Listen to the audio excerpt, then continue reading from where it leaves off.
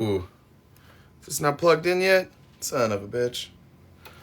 I didn't plug in my mic yet. Good morning, everyone. Happy Thursday to you. It's a brisk day today. I had to go, rarely does this happen, but I had to go start my car early and warm it up. I don't know if that mic's coming through. There we go.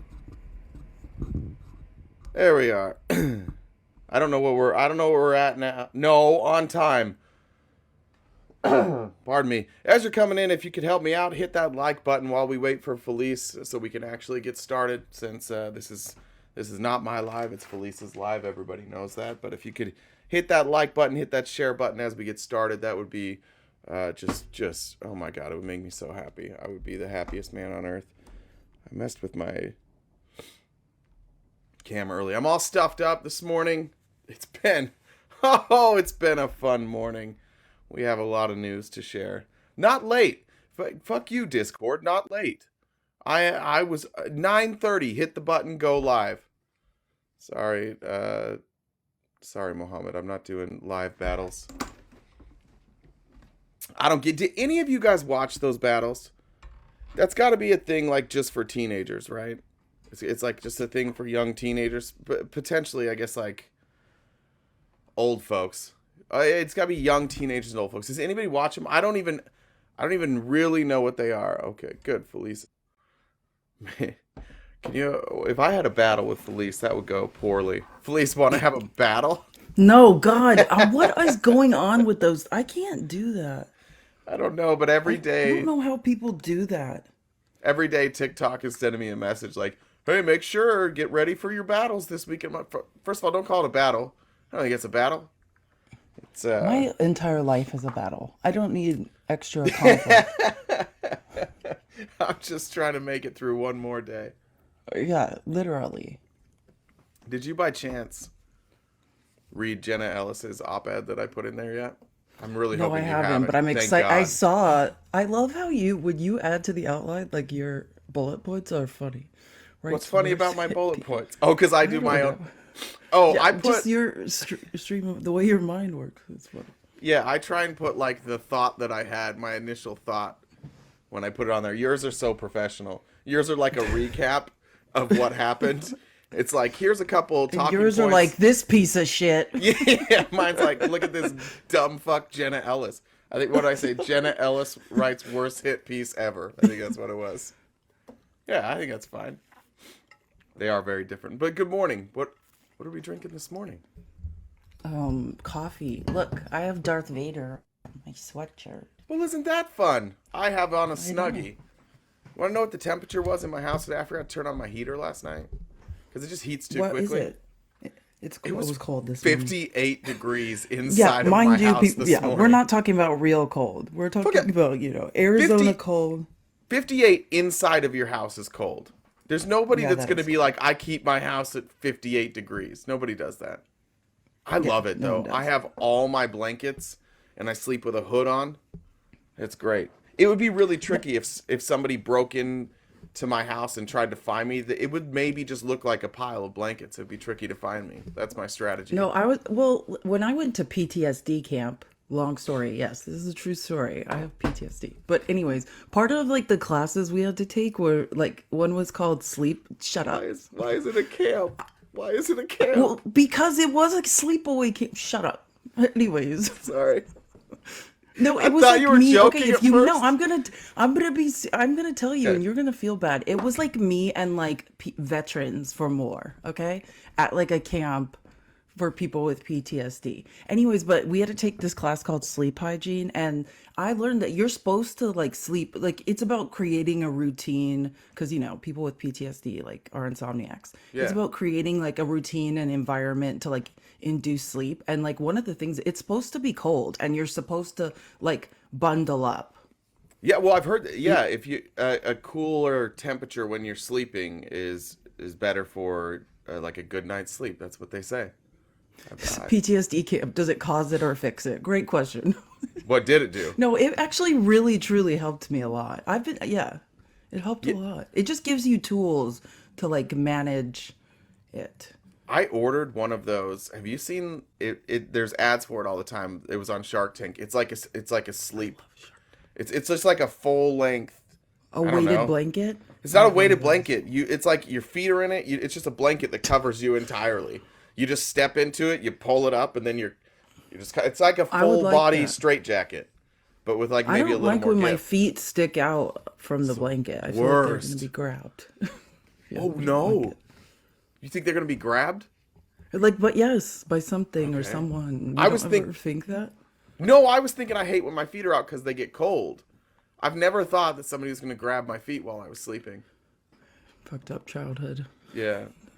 Plus, that's the only downside to medicating herbally is that it's nice. It'll like if you're stressed or if you have anxiety, it'll take that down. But then also every sound is for sure somebody breaking into your house.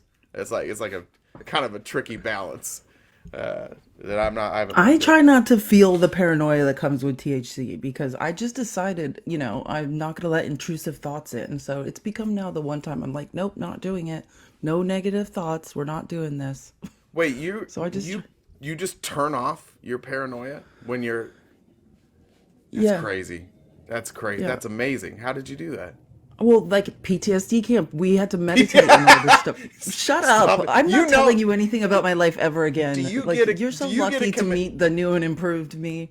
Do you get a commission if you get other people to go to PTSD camp? This feels like No. this is a no. TikTok This- ad. A lot of people want to go.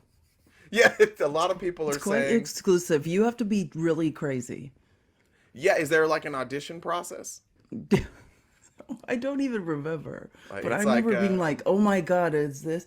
And I thought like I was the sanest one there. And then it became clear that like other people, like veterans who had been to like Nam, were like, there, weird girl. Like, Yeah. calm down. Like, and I was like, wait a minute, am I get the it insane together. one at this camp? Like literally, I thought I was like, oh, these people really, they're not well. And then they started like helping me. That's got to be a brutal realization of like, look at all these when crazy the horrors people, of and they're just war are looking at you. affecting when the horrors of war are affecting people less. They're like, you know what? I can manage my PTSD now that I've met Felice. My problems Yeah, don't they're seem like, so bad. oh, We're people have it good." real bad. Yeah. In fact, send me back. Send me back to war. Let's go do it again. I would go. You would go to war or to PTSD camp. I told you I would go to prison. Like that should give you an idea. Like That's terrifying. I've heard that before. I've heard somebody say, "Hey, if you ever need to hide a body, I'm your person." that was not me for the record. It was not you. It was not you. Was Not- PTSD camp like? Was it actually camping? Like you were up in the mountains? Yeah, it was like we weren't camping in tents, but yeah, it was in like a serene environment. Because that's the point. People need calm and nature. It's just showing you how to like live your life in a way that is conducive to peace.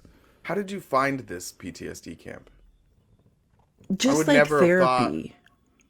I would never have thought to like Because look out for a PTSD camp. Yeah, my therapist was like, "Hey, like because I'm just like, oh, like everyone has a bad childhood," and she was like, "No, you were not abused. You were tortured, and you need to go somewhere and like, there's a place where you can like learn how." And I'm so much better. She sent you I to was the just like, mountains. "No, isn't this how everyone's childhood is?" And she's like, "No, it's not." I think that's one of the things about therapy that I didn't really understand when I first went is that like they don't have the answers. So I expected it to be like every movie I'd ever seen where they were just and I remember Isn't the first that the worst part? Yeah, like the first time I went into like real depth on something. Have you done brain spotting? Have you ever done brain spotting? What is brain spotting? Tell me. It's I like want to a- know. I've done it's like a EMDR.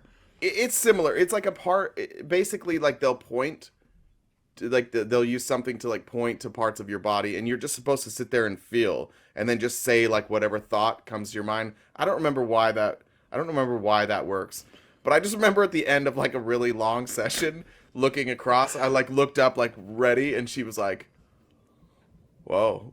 That was it. She's like, "That's a lot." I was like, "Wait a minute. What? I just tell you What things, happened? and you don't give me the answer. She's like, yeah, I don't have the answer for that. I was like, oh no, I oh no, like what have I done? my first therapist, like, well, this is what happened to me. I told you I almost died like 5 years ago. I was like in a coma for a while. And when you came out, like, I was talking about all this crazy stuff, not like what had just happened, but like my childhood. I was like telling the doctors relentlessly about stories from my childhood. And then like they make Just you go any to, doctor that you could just. no, yeah, because like and then they tell you like, oh, this is normal, it's okay, like you create new neural pathways, like if you were pushing things down or blocking them out, like that you might not be able to block that stuff out anymore, and that's why you think you need to keep talking about this. Like I was basically just like, I was abused, just like saying that over and over. You're And they're just like, sharing. when? And I'm like, when I was a child. And so I went to like a trauma group like in the hospital, and I remember just being like, so wait, I don't get it, like how do you know, like how do you get on the path to healing? And she's like, you'll figure it out. And I'm like, I don't understand. Like, Yeah, I have what? no idea how to like get better, or like what it looks like if you are getting better, but I totally get it now. Like, yeah, It, you just have to sit with your trauma, and it's not about therapy, it's not about a third party. Like you have to face the shit that you don't want to face about yourself, like the stuff that you, when you turn on loud music to like drown out your own thoughts, like you have to sit with it and that's the like worst. contend So with it and hard. make peace with it. Yeah, That's so it's the hard. worst. That's the crazy thing about when you do go through that stuff, just understanding how powerful your brain is, and like it's your brain's ability to protect itself, and then like how that stuff can affect other parts of your life that you never realize. It's like you go through a whole lifetime and you didn't realize that like so many of the things you did, you didn't really like, you didn't choose to do that. It was just your brain like, no, no, sorry, I got to turn off my. Okay, well, he's gone. He couldn't I'm handle back. this I had to conversation. turn off my notifications. Is my head? Do I look normal to you? Your head does look wide. All I can see is this eye. This circle is all I can see now. Oh no, you look normal. Yeah. Okay. That's all. First of all, what the fuck then? What? I was That's asking like about how the camera, and David you're can't like, be on live if he can't stare at his own face. He like freaks out. wait. When I asked if I look normal, you're like, your head looks wide. What was that all about? You just Just decided to start attacking my looks. Is that never mind. is that what this was Oops. about? I thought this was something else. I got confused. Yeah. Anyways. Justin, 85, are you opposition or did you want us to fix? Or is this about therapy? Either. Yeah. Yeah. Let us know, Justin. RTP Kirk? What does that mean? RTP Kirk. What's that? Any idea? RTP Kirk. RTP Kirk. Kick? Are they trying to kick me? Oh, he said no. No. I don't know what's Wait, going what on what right what do you now. mean no, Justin? What question did you ask him? Cameron Oh, I Kirk. said, asked him if he Oh, was opposition. it's Cameron Kirk. He I wanted get to it. ask about David. What? He did? That's what he's saying. I'm just reading the comments. I Yeah, come wanted to on. ask You you can about. you can ask Felice about Yeah, you David. That's fine. can. Yeah. What's up, Justin? Hey. Justin. Can you hear me? Yep. Yes, it's a Gotcha. lovely fish. Gotcha. Yeah, thank you. It's a 52-pound cobia. Uh, Damn right it is. I was listening to you guys and David, I don't know, late the other night, and you guys were trying to explain to him how no matter what Trump tries to find, you know what I mean? Even if he finds evidence that the election's rigged, it's still not going to help him. Yeah. And the next morning, at like 5 o'clock in the morning, New Jersey time, I joined his live, and he's telling all of his minions the same thing. And I went in there for an hour, and I was trying to explain to him exactly what you guys explained to him, and he's sitting there trying to make fun of me and Barrister, saying he clowns. So I just don't get why you guys do it. I just don't understand. I'll be honest. Since that night, I've had him blocked until yesterday when I accidentally went into a live that he was in because I was mutuals with somebody else. I don't know what the fuck he was talking about. He had this document behind him. I think it was an email from maybe the Trump campaign. Like I think that they love his story, that he thinks that he's made it. And there was like three other people there going, I love the work that you're doing. It's so important. Keep fighting. Don't let anybody tell you you're crazy. I'm like, no, let them tell you you're crazy. Listen to the people who are saying you're crazy. So I haven't seen him since then, but Yeah, it appears that he's got an email now from the Trump campaign. well, the best part is What? there's three types of them. There's him when he argues with you guys, and then there's like, a kind of moderate version. And then depending on like how low his followers are, he'll go full conspiracy theory like down the deepest holes depending on who's in his lives. And I didn't know if you guys knew that. Like I love Yeah. watching him when there's only like three people in there because he gets really unhinged. Oh yeah, you listen. You just answered your own question. Absolutely. Like some of it is performative, right? Like you said, David requires a lot of attention. David was silenced a lot as a child. Like he says, he'll say it publicly. The worst thing for David is being put on mute or silence. Yeah. He needs people to listen to him, and when he doesn't get that, then he gets more extreme. But I think yeah, I'm fully aware because I've been asked. You're not the first person that has asked me. I get lots of messages about this.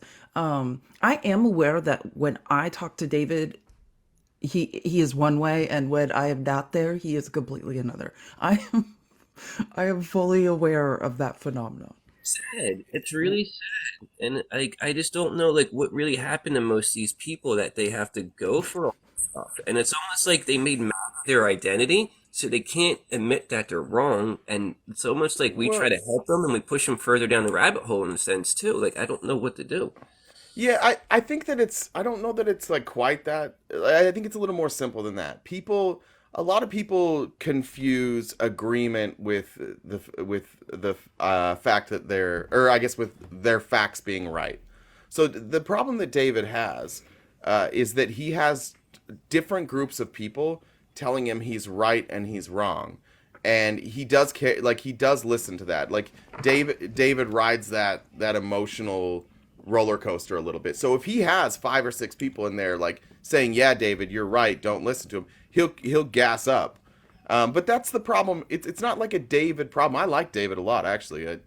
I've really Me enjoyed too. my relationship with David.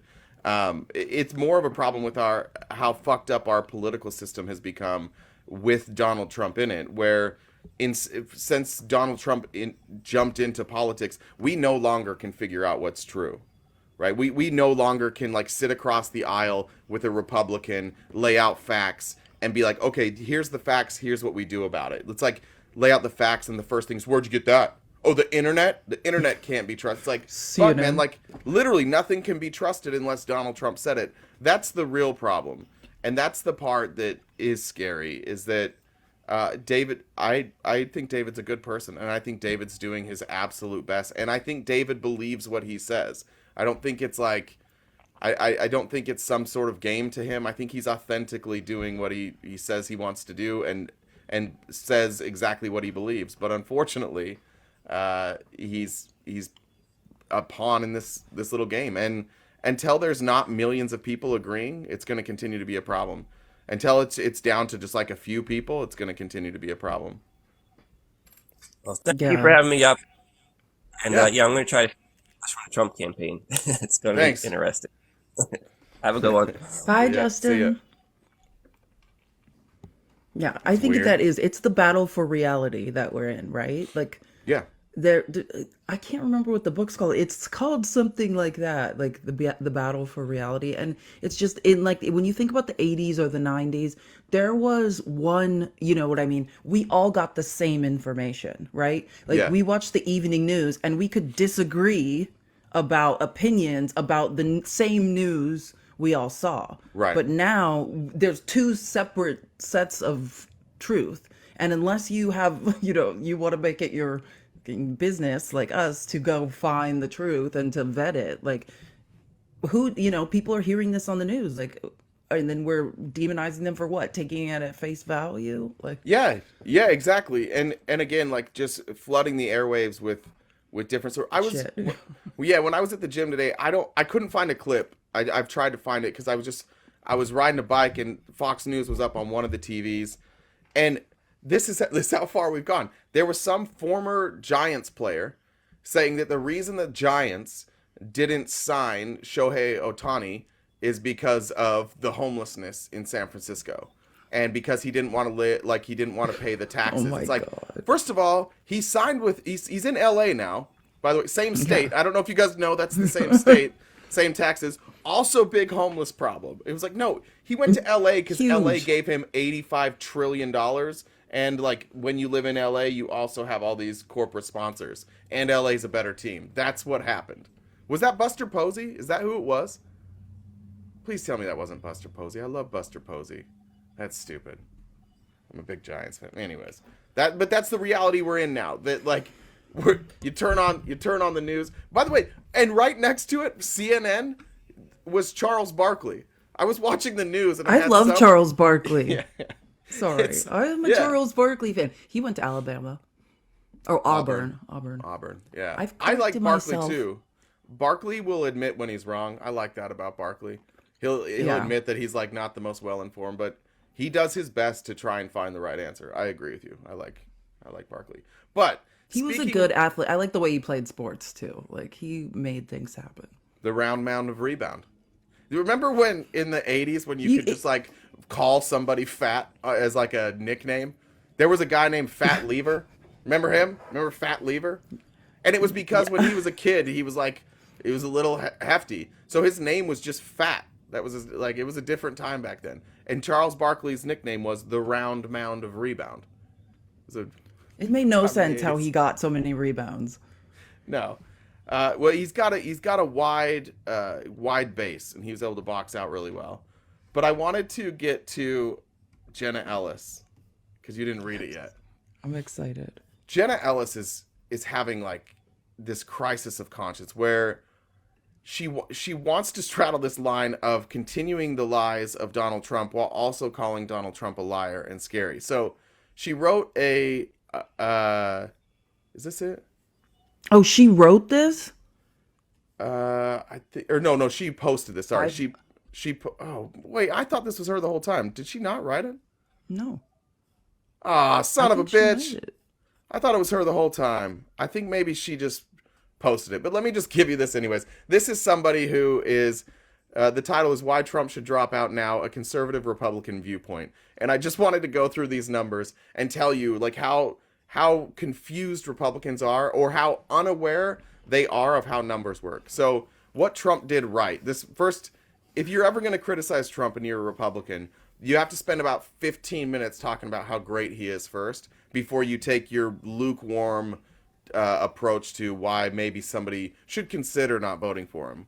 But what they said is he placed 3 judges on the Supreme Court, slashed taxes, and canceled thousands of government-imposed regulations. By the way, some of those led to some horrific things. And those 2 actions spurred vigorous economic growth while bringing inflation down to just over 2% a year.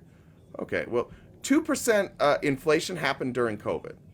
That was Yeah. COVID that drove it down. But of course, that's Trump. But now watch how they just spin these facts. He reduced the flow of illegal immigrants from 297,000 to 143,000 per year. Again, taking the highest number and then going COVID. And this was an average. So at the end of COVID, right, there was no immigration. So they took the average immigration, had a year and a half-ish of no immigration, and then called that his number. And then they're like, by the way, Biden's numbers are high, 2.76 million, 3.2 million for 2021. Yeah, but when you 2022. do coups in places like Venezuela, then the numbers increase. Correct. Now, watch how they say that, because they can't just completely lie. Trump built over 200 miles of effective border walls. What does that mean? Yeah, I Walls? know. Effective. We're just effective. for a bunch of people who start every political conversation with define a woman. They sure use the word wall loosely. Like fences are walls, mountains are walls, hills are walls. Everything's a wall. Natural. So these, yeah, natural. Yeah, Natural, topographic barriers. rivers That's a are wall. walls. Everything is a wall.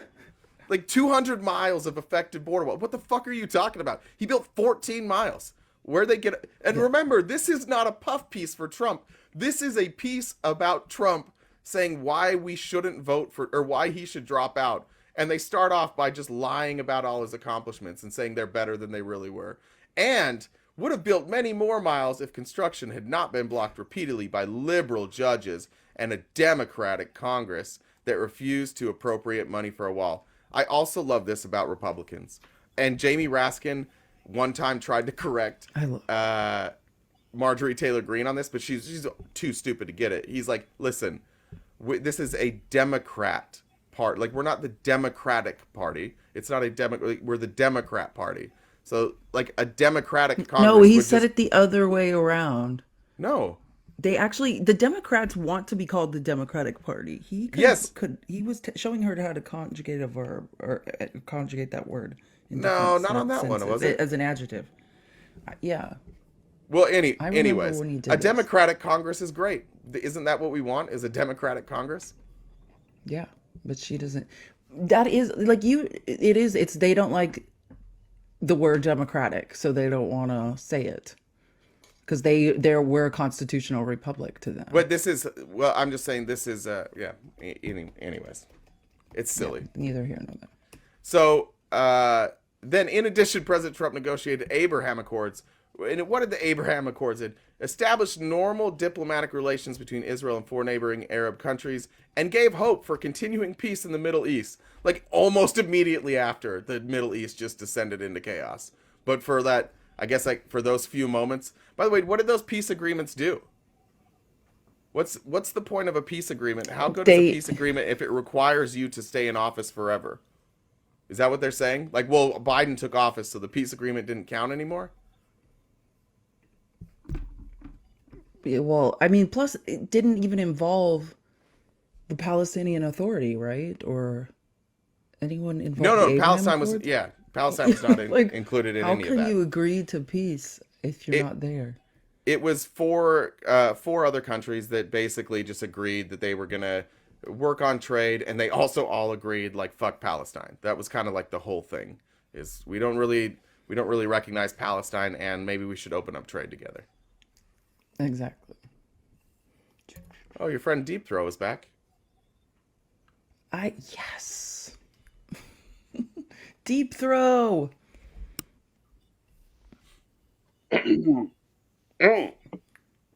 Felice, I'm your friend. That's Yeah. hi. Yep. Hey, I was trying to get on T, T, and I don't think I've been on there as Deep Throw, but T, the creator. Yeah. Yeah? Yeah, Rudy. I requested, and he kept I mean, not Rudy. like dropping me. Oh, man. Your he didn't let me reputation on. your reputation might be beating you to the punch. But how do people, if I wasn't on there, how do people know that I was, because they look at my profile, or is that, Well, look. how did you know that I've been on there before? I was no. under a different name, I think, last time, Judy Ruliani, but I I don't. appreciate you letting me up. You're welcome. What would you like to talk about? Trump, I don't know, that's this topic. I don't think Republicans hate freedom. We want freedom. We want less government. We want strong borders, strong military. Could you point to a policy Republicans are advocating for that would be a smaller government? Well, that's part of the conservatism, right? I know, but no, it's not. That's the problem. They just keep telling you that it's part of what they believe, and you just keep believing it, despite the fact that every chance they get an opportunity, they just expand the role of government. Yeah. Yeah. Conservatism wouldn't be reducing the size of government, because conservatism is staying the same, right? So conservatism is just, it makes sense. Conservatism is basically like, don't do anything. It's a very strange, very strange way to live your life. Oh, yeah. When you're the party that just complains all the time, but then you're also like, we can't change. It's a weird thing.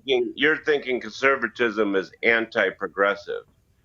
Yeah, if you're gonna let's say you're going hiking. That's what it means. Yeah. If you're going hiking and you conserve energy, does that mean you're going to use more energy, or are you going to save that energy? Well, I'm sorry. Can you repeat that? Because I was Don't thinking of something else. don't worry about it. It's okay. But yeah, your party doesn't give a shit about small government. I hate to tell you. In fact, they're currently running on dramatically expanding the role of the executive branch in our government.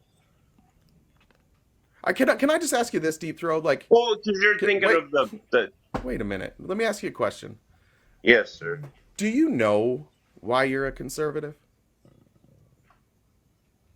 Um, to answer that point blank, no, I can't say why, because I was born and raised a Democrat, a blue collar union worker type household. Okay, and now you're a white collar. No, no, no, I'm not white collar, but Oh, okay. I just saw an outsider that wasn't going to be bought out wants to take care of the Coming corruption down of the our. escalator. Yeah, and Yes, you. down the escalator, exactly, police. And I've never, yeah. I mean, before that, I loved Clinton. I voted for Obama twice. I was young, but I'm 55 now. But Reagan had a good reputation and a bad one. But with the air traffic control and different things, but he did good things. But I You mean, you understand though up that until so hold up, on. So understanding all of that and I get it. Like I understood the people that looked at Trump and thought here's something new. Let's try something new. He is technically an outsider. He's claiming that he's going to finance his own campaign. He's claiming he's not going to take money from other sources. And it's like, okay, yeah, like I like that. I like all of that. But then, like, how are you looking at this 7 years later, where he didn't do any of that? He did take corporate money all the time. He didn't fund his own campaign. He didn't drain the swamp. He didn't do any of those things that you guys thought. Like, I'm just wondering why your opinion of him hasn't changed after watching him for 7 years not be anything like the person he pretends he is. you know what? It's probably more of a psychology thing. If somebody keeps coming down and telling you don't touch something when you're a kid, Yeah. you're going to want to touch it. You know what I mean? Lauren And Boebert has a Felice, similar the thought picture in process. the back, I don't know which How is I feel cuter. about You, women.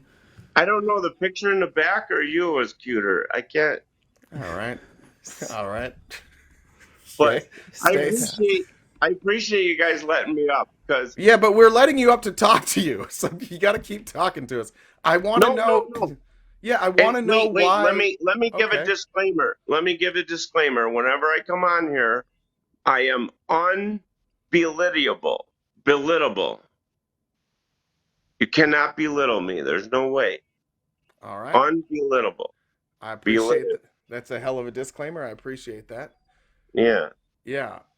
Belittleable. All right. Belittle. Belittleable. I just I made don't that know. up today. What do you do? What do you do for work, Deep Throat? Do you work?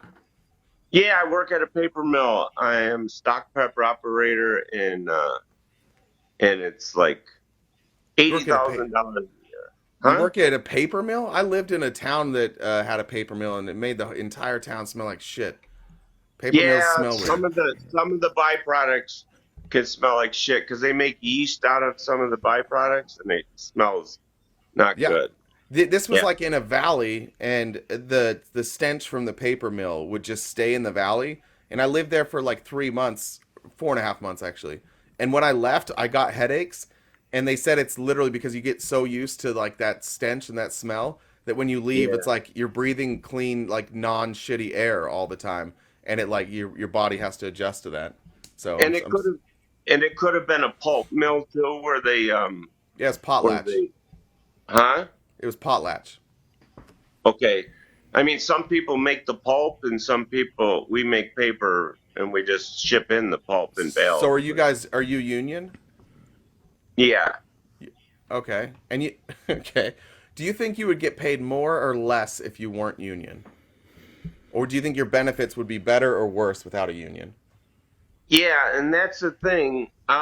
Corporate, I mean, conservative and Democrats, I believe, have something against corporate greed. Um, I Yeah, mean, but Yeah. yeah, Well, but yes. me personally, right, but the question I asked was, do you yeah. think you would get paid more and have better benefits if you didn't have a union? that has to do with if the corporation I'm is just fair. asking you. Yeah, I'm just asking you personally. Do you think? I don't know. It has to do with the CEOs and if they're going to take care of their employees. Well, we know that as unions have, like, as we've lowered the number of unions and as we've stripped the protections away from the workers, that the average difference between the worker and the CEO pay has skyrocketed. Like the average CEO pays 300 times the amount of the average worker. And that number largely has gone up as we've decimated unions and as we've stripped states of worker protections. Right. And Joe Biden. So so this is what I'm trying to say for you as a work, like, because all I'm trying to say is I don't necessarily want to smash your ideas or like say that everything you think is wrong. I'm trying to get an idea of you, Deep Throw, of what would actually help you. And it's tricky because you work in a place where you'd need unions. If you don't have unions, you're just going to have cheap labor, probably labor that, like, slave labor, migrant slave labor, will replace you. But because you have a union, you're protected and you can still get benefits. Voting for Republicans is advocating that you lose your union, that you lose your guaranteed benefits, because they also don't think businesses should have to pay out benefits, and they could potentially drop your pay. And if you have a CEO like most CEOs who their job is to make the most amount of money possible, then yeah, they're going to cut your benefits. They're going to cut your pay. They're going to get labor that's cheaper. So it's strange knowing that that's where you work, and yet you're like, I'm a Trump person. Like, I like Trump because everything he's advocating for would hurt you. No, I understand that. We had I forgot his name in Wisconsin here a few years back. He was a Republican governor. God Talking darn about it. governor? Yeah, you must know. You probably know. I can't think of his name offhand. Who is your Tony Evers. Tony Evers is now. Well, yeah, but He's the a one Democratic. before him. Are you talking about Paul Ryan? He wasn't governor. No, You're talking no, about Paul no, Ryan? no, no, no, no. He ran for president too. God darn it. Scott Walker? Yes. Oh yeah, yeah. He took He's away. awful. Yes, he took away. He made it the right to work, so where you don't even have to join. Yeah, that's the unions. worst. Yeah, that's what they And then want he- to do. They want to do that. They want to get rid of unions, Yeah. dude. So why are you And- voting for them? Wait, why are you voting for them? Well, I mean, it's so individual, different. No, they No. all want. Every Republican wants to get rid of unions.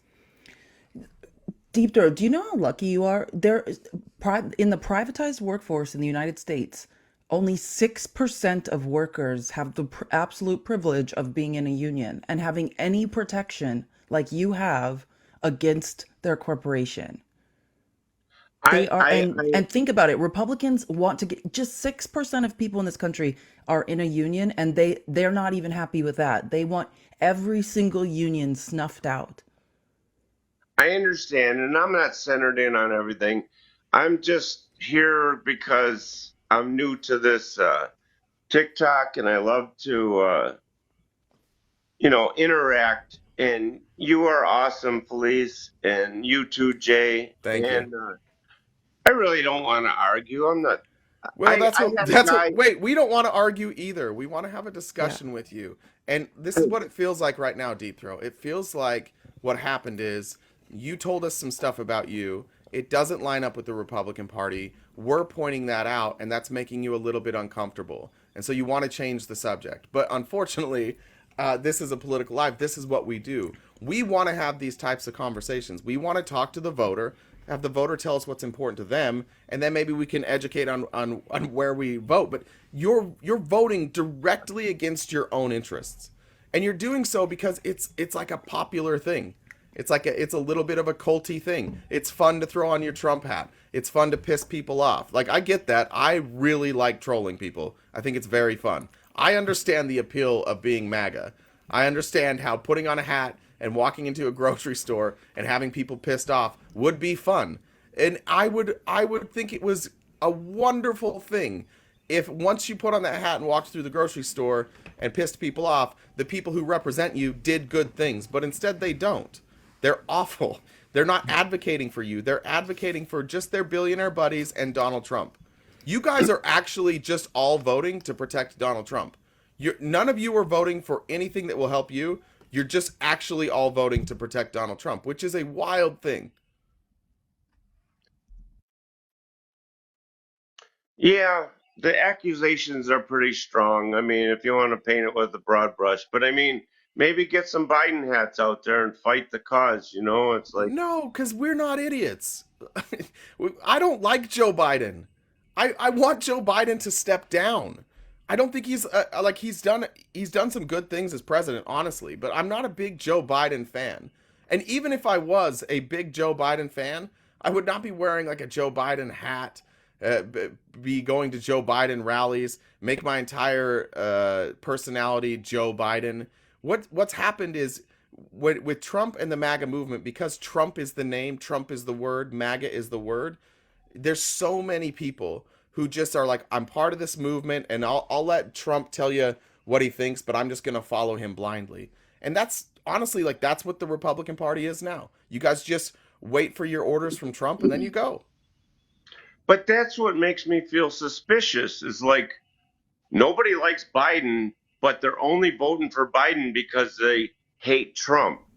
Who Yeah, the hell votes? Why do you vote for a president because you hate the other one? I it's mean, not no no no. don't- It's not aren't because you we supposed to hold on vote hold for on. who you It's like? not no. It's not because we hate him because of who he is. It's because we hate him for how he operates. It's because we hate his policies. We hate his divisiveness. We hate that he's a fascist, and you guys don't know that he's a fascist. We hate that he's trying to fundamentally change our country and take away the rights of people everywhere. That's what we hate. So just because we don't love Joe Biden doesn't mean like it's a weird. You understand what you're saying, right? Like you should only vote for somebody that you really love, but the guy that you love is advocating for your life to get worse. So why do you love him? Well, I disagree that he's trying to make my life worse. He wants to And abolish and unions. and, this, and these rumors that uh, Republicans want to get rid of Medicaid and Social Security, that's a fallacy. Uh, Scott Walker run on that? Our Social Security trust fund has been dipped into by the Democrats for No, years. not the No. Democrats. No, this is what has happened. The reason that they've had to dip into that money is because Republicans refuse to adequately fund it. Right? So in order for Social Security to stay afloat, we need to have money coming into Social Security. The taxes that we pay to put into Social Security need to keep coming in. What the Republicans refuse to adjust for inflation, they refuse to increase the amount people put into Social Security. So if you're not funding it at an appropriate level, then yeah, it'll like you're going to have to dip into it. And we're dipping into it just to pay for more Social Security benefits. That's all that happened. And They've sold you a lie. Nobody dipped into it. Republicans refuse to fund it. it's They're lying funny. to you. It's funny that I've heard that. No, wait, hold on. They are lying to you. Did you know that Well, we could literally fix all of our problems with Social Security if we removed the cap? Meaning like that Social Security taxes are capped at a certain level. Is it 250? Is that what it is? 250,000?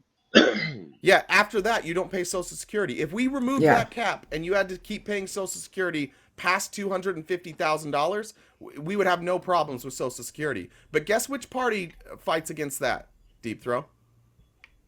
I didn't hear It's the your question. party. Okay, Your part. Yeah. Okay. Listen. If let you me make, talk. no, I'm gonna explain it because you didn't catch that. What you said you made about $80,000 a year. So you're being taxed on all that $80,000. You're paying Social Security taxes based on that $80,000. If you made $270,000, you would only pay the tax on $250,000 of that. If you make $1 million, you only pay taxes on $250,000. So that cap, them capping that, has limited the amount of money that would go into Social Security, and now Social Security isn't funded. Sorry, it's 160,000. Thank you. That's why I love Yeah. Discord. But isn't it true that the Democrats, not to speak bad about it, but the immigrants that are coming in, illegal or No, not, no, no, no, no, no, no. Deep throat. are This is paying why. are This is paying are paying deep throat. Social Deep throat. Security. Deep throat. Deep throat. Hold on. This is why people get frustrated with you. I think But it's a fact. when I say something to you, why don't you just respond to what I just said? Don't just go to the next thing. Okay. Do you understand that the reason Social Security isn't funded is because Republicans refuse to fund it? I don't know how it's not being funded when we're all paying Social Security. Because It's everybody that makes it's over $250,000 a year, or I mean $160,000 a year, they don't pay into it after $160,000. So there's billions of dollars that should be being taxed for Social Security that aren't. that I didn't know. That's I your just party that did that. that I didn't Because know. I the know. Republicans are I the Republican Party is supported by rich, right? Rich, the 1% and corporations who don't want to pay taxes. The people who are getting tax breaks and welfare in this country happen to be the richest people. Yeah, you guys are awesome. You guys are so smart. And what? I'm just Nothing. serious. Look We at how don't. many We coins I no. got. Wait. Nobody threw me a lion. Deep throw. Come on, I'm deep throw. Throw a freaking lion. Oh, I got something. But Well, anyways, There you you go. guys are so cool. And I love to come in here and there. Don't want to mess up your guys' Why are you rhythm. okay? Why are you okay with supporting a party who refuses to fund Social Security and who wants to eliminate the very people that are protecting your job, the I unions? I Why are you going to keep voting for people who make your life worse? I believe that there's no way any party is going to discontinue Social Security because it would erupt a civil war if that happened. Do you believe that? You know that would happen. Right now, but there's one party who's we are literally paying for running the on a baby platform of doing boomers. that. We are paying the baby boomers Social Security checks right now. Can you imagine Yeah. if they discontinued it? That would be a No, that's not what they want to do. So this maybe you don't understand what they want to do. They want to get I think Nikki Haley, this was her plan. They basically want to fund Social Security and Medicare for people that are 40 and above. So if you're already in and the cutoff's like 40, those people would still wind up getting their benefits. But the rest of us, those of us under 40, we would never have those benefits. They want to eliminate it for the future generations. They know that they can't cut it all, they can't just get rid of it now because they'll lose all their votes. But they want to get rid of it eventually. yeah. Well, and they They'll want to probably raise end the up working losing. age also, the retirement age. They want us to work years longer than you have to right now before retirement. What I foresee is they're going to end up giving Bitcoin to the millennials when they Well, retire. what? No. No. Ha ha, Jay, don't No. cry or laugh or nothing. Just Just leave it be. I just no. threw that out there.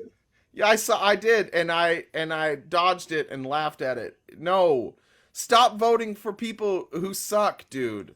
Why are you so like? How come every Because time he we give thinks he's you a a point? rebel. No, this is a All marketing right, thing. all right, He Jay, got got Jay, by a Jay, Jay. marketing campaign. Listen, Deep Throat, you got by a marketing campaign. That's basically the stuff you care about, the stuff that will keep your life, you living into in the style of which you've become accustomed to living. You should be voting with leftist candidates, that pro union, pro worker candidates. That would benefit you the most. But instead, you have this image of him coming down the escalator, this cool guy who's a rebel, who's going to drain the swamp. He didn't drain any swamp. He was in there for 4 years. All he did is give tax cuts to the rich that never sunset, that are in perpetuity. Felice, I'm so happy you understand me. And I'm 55 and I'm so mad I have a bad back. I could only stand for like a minute or two before agonizing pain happens. And I want to work till I'm 62 or 65. But if you're anywhere around Wisconsin and you're not married, holy shit. I need somebody to vacuum and clean my litter boxes for my cats. But that's just on a personal. I'm just kidding. Jay, Yeah, go ahead. but no, I'm laughing. Yeah, I was just thinking in my head that you're close to being a liberal because you have cats. Liberals. When I first became a liberal, I was like, why the Real fuck does men have cats. yeah, why does Deep Throat. everybody have cats? I was like, this is Cats. crazy. I I'm by love myself cats. and I work 12 hours, and there's no way I could have dogs because they got Yeah, to be let but out. Deep Throat, you're talking about a paid housekeeper, not finding a woman to do free labor for you, right? So you're gonna be. I got to pay you to be. So See, are he's you trying to cool? find a woman to do free labor at his I mean, house, that's is what's fine. I'm happening not here. into any of that sexual. I'm Well, done with that. I'm done. So if you well, I just want guess to do, in all fairness, if he is I have a looking for, dishwasher. if he is looking He has a for, dishwasher, ladies. He has a dishwasher. Don't worry, ladies. There's a he's got dishwasher. he's got a dishwasher and he's not going to try and enter you. It's a good deal for you. Yeah, But I have a walk-in closet right from the master bedroom. What a So great deal. yeah, I mean, I guess if you're looking for a woman who's just gonna sit at home and do nothing but do the dishes and make food, like yeah, you're no, probably more likely to find that woman in conservative circles. You're right. Like that's well, where you're gonna find your pick me's. But I just wanted to say this. Imagine, like, it sounds like your back is fucked, and that sucks. And I'm sorry. I know. I also have a bad back, and I also know that eventually my bad back is gonna cause me a lot more problems, which is why I advocate voting for people who would give me protection should I lose the ability to provide for myself and my family. I need universal health care. I need Yeah. Medicare. I need Social Security. Or I guess I don't need Medicare once I have universal health care. We need some sort of protection for people with disabilities so that they can live like an actual good life. The amount of people that we talk to every single day who literally cannot work. They are stuck at home and they cannot work. And every day there's a message in our Discord or in my DMs or something of another person on disability who is trying to decide whether or not they're going to eat or take their medication. Jay, Every single day. And until that stops, stop voting for Republicans. I'm going to play this clip. This is from Mike Lee. I appreciate the Discord for playing Oh, this. the But worst. this is the proof. What Republicans will do is on a stage, they'll pretend, and they've done this forever. They did it with abortion. We're not going to touch abortion. Roe v. Wade is settled. It's settled. It's settled. And we all took them at their word. And as soon as they had an opportunity, they shot down Roe v. Wade. Here's Mike Lee, who during the State of the Union, when Biden is talking and accuses them of wanting to get rid of Social Security and Medicaid, he laughs and calls him a liar. And here's a clip of him right around the same time saying this. It will be my objective to phase out Social Security, to pull it up by the roots and get rid of it. Here, here, That's the senior senator from one of the most red states in Utah. It's a senior senator. States. And Ted You know Cruz's what? best friend. That's a Republican telling you on TV during the State of the Union, oh, the outrage. What? We would never cut Social Security. And then when he's there with his donors, by the way, this is a meeting he had with his donors. These are all rich people. And he says he's going to phase that out. And you'll notice they clapped, didn't they? They don't want you to Yeah. be they don't want you to be taken care of, Deep Throw. They want their pockets to be lined. And they love Mike Lee because they know that they can pay Mike Lee, and Mike Lee will stand up in front of all of us and pretend he's for the working class and pretend that he's here to make the world more free and to get rid of government interference so we can all have more money in our pockets. But the truth is, he's either dumb and doesn't understand that what he advocates for takes money out of most of our pockets, or he's corrupt. At best, he's an idiot. At worst, he's corrupt. And that's your whole party, dude. It's the whole. Look at you. You got blue framed glasses. Shut up! You Shut up. got These are kitty reading- cats. You're in a fucking These are- union. You're a these are Democrat. Stop reading pretending. glasses. He's Stop a pretending. pro-worker, pro-union leftist. Vote blue. Yeah. Stop pretending. Yeah, Shut up. These literally. are just reading glasses. I got a million of them in the house. You can Um, read. You're a Democrat. The fact that No. you can Yeah, read means exactly. you shouldn't He vote reads. Republican. Hey, what we're gonna get? This is cool because I don't have many friends, but you guys are awesome, and I'll talk to you again, you guys. Um, And I'm on the fence now. Okay, you guys. It's good to have you on the fence. Whispers somewhere is so excited to find out somebody else will be riding that fence with him. That's Because great. I might need disability. I might need disability, and that's what I told the guy that I argue with at work. I says I'm the one that would want to be a Democrat right now. I want stuff for free because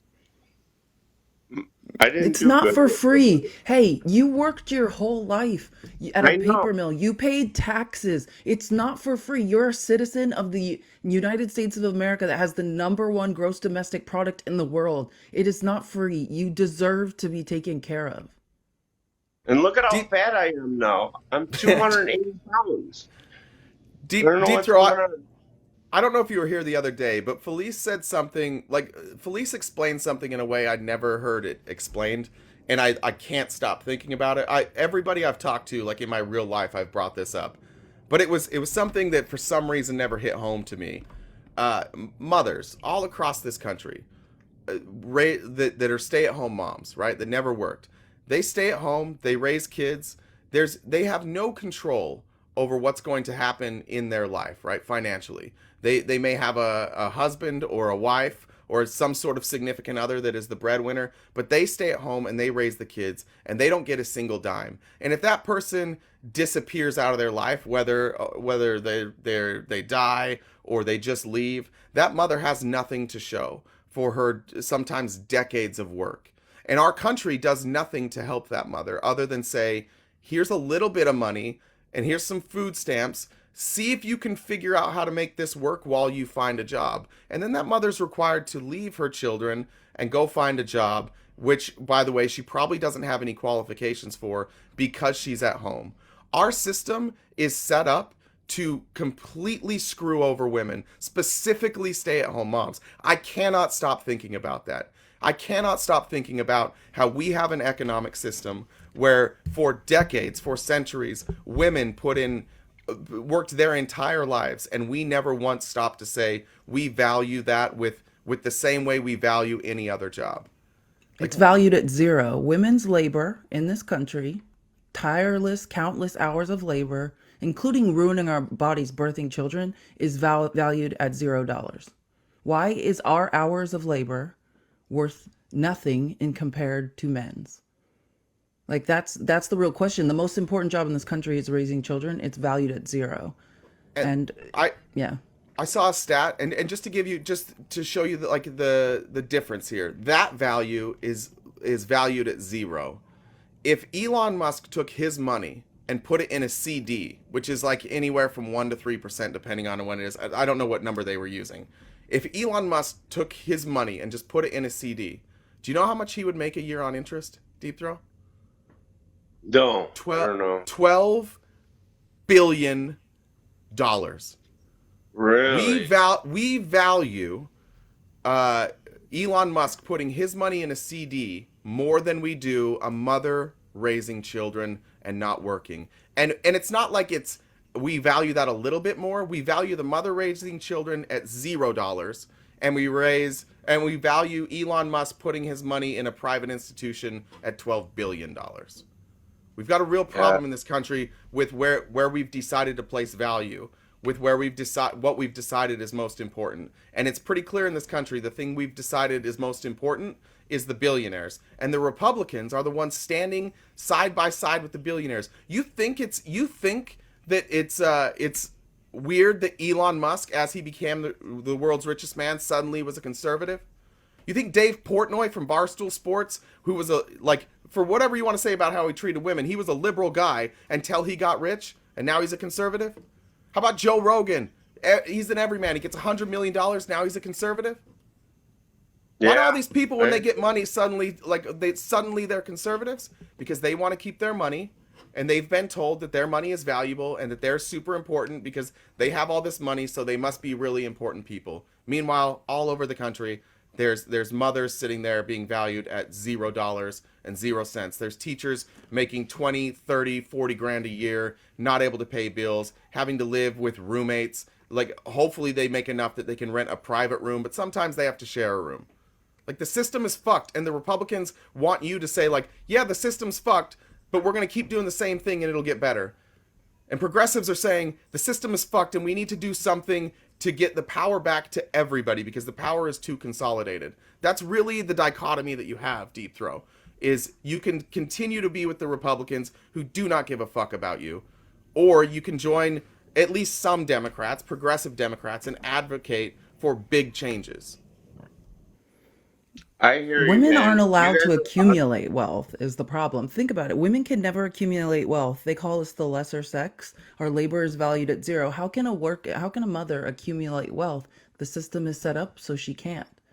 Women will always have less capital in a capitalistic system, right? That makes us slaves. This is not even my theory. It's Marxist feminism. It's Karl Marx was the original person that identified that women were in slavery, right? As long as we have to produce, let's say, a baby, right? But rip our bodies in half to produce babies. That baby then goes to the man. It takes the man's name, right? We don't even have the same name as that baby. We're producing a surplus that's being taken, and someone else is essentially profiting off it. That's slavery. Yeah. Women are slaves. I believe in the slave thing for every party. So, but anyways, I really appreciate you guys letting me up, and I appreciate all the gifts from your chat, and I'll Yeah, come brother. on again. You guys got me on the fence, Good. so Good. Come back. I It's love you guys. uncomfortable there. Thanks, brother. Love you too. Bye. Take it easy. Bye bye. Bye. There we go. Did it? I don't know. Average undergrad, are you opposition? I didn't see any messages from Jen yet. Sorry. Oh yeah, this. Oh yeah, Jen. Here you go. This or not Jen. This is for you, Felice. This is No, it's this is not. this is a treat for you. I promise. Welcome. Hello. Hey friends, how's it going? Good. How are you? Hello? Yeah, we can hear you. Amazing this fine evening. I'm late to my gym workout, so it kind of sucks, but whatever. Sorry about that, brother. You gotta wake up earlier. Yeah, that's so true. I just finished school, so I'm like, it's party Alright. time. But anyways, so I think Republicans are bad because of the anti-democracy thing. I definitely disagree with some of what the things you guys were saying. I think Social Security isn't that good. I think it's a terrible system. Why? And I don't think unions aren't that good. But now that you ask, we can go over Social Security right now. Sure. So Social Security is a pay-as-you-go system. So that means that the money that people retire with, I basically pay for. So it's a transfer program. Now the problem with that is, number one, that it's basically the cost is determined by the age distribution. So if we're not having enough babies, if we want the same benefits, we're gonna it's gonna cost more basically. And number two, Social Security replaces savings. Now, replacing savings is actually pretty bad because savings are the funds that go into investment. So it's actually very costly. I would prefer something like Sweden, what they do there, have a fully funded system, maybe have a retirement account, savings accounts like that. But that's just my take on the Social Security thing. Well, yeah. Look, the reason we had to put the reason we have Social Security is because, unfortunately, we can't just say like everybody's going to save money and everybody is going to be responsible with their money. Especially in capitalism, we have these ebbs and flows. Like economic disaster can happen at any time. A 401k can be wiped out at any time. And if you happen to be retiring right around the time your 401k gets wiped out, well, you're fucked. Right? That's if we had a more stable economic system, I would agree with you, but we don't. It's a very unstable economic system. So Social Security is simply there so that when people don't have to plan, the government's going to take care of that. It's safe money. It increases, and it's a way to make sure that we don't have a big crisis. Imagine if we had like a 10-year financial crisis. What would we do with all the people who lost all their money? Pretend Social Security doesn't exist, and we have a bunch of people who can't work, who have retired, and they can't pay any of their bills because we have a financial disaster. Then what do we do? Yeah, so first of all, let's say I agree with you that there may be some people that fall off the cracks. We can also have a public and a private pension system.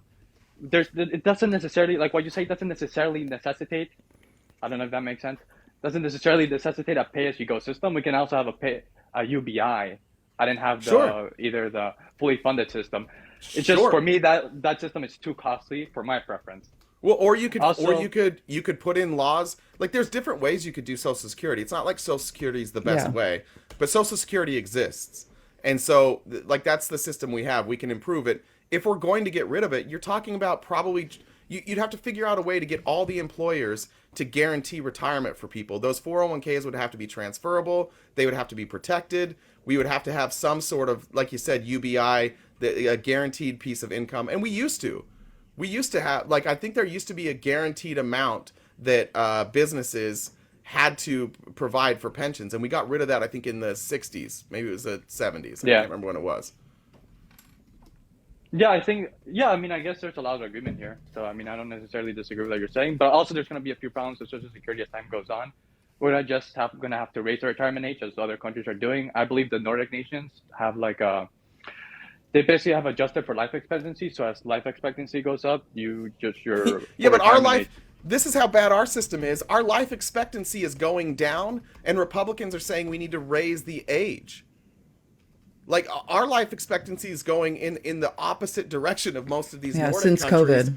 And now we're saying let's raise the age.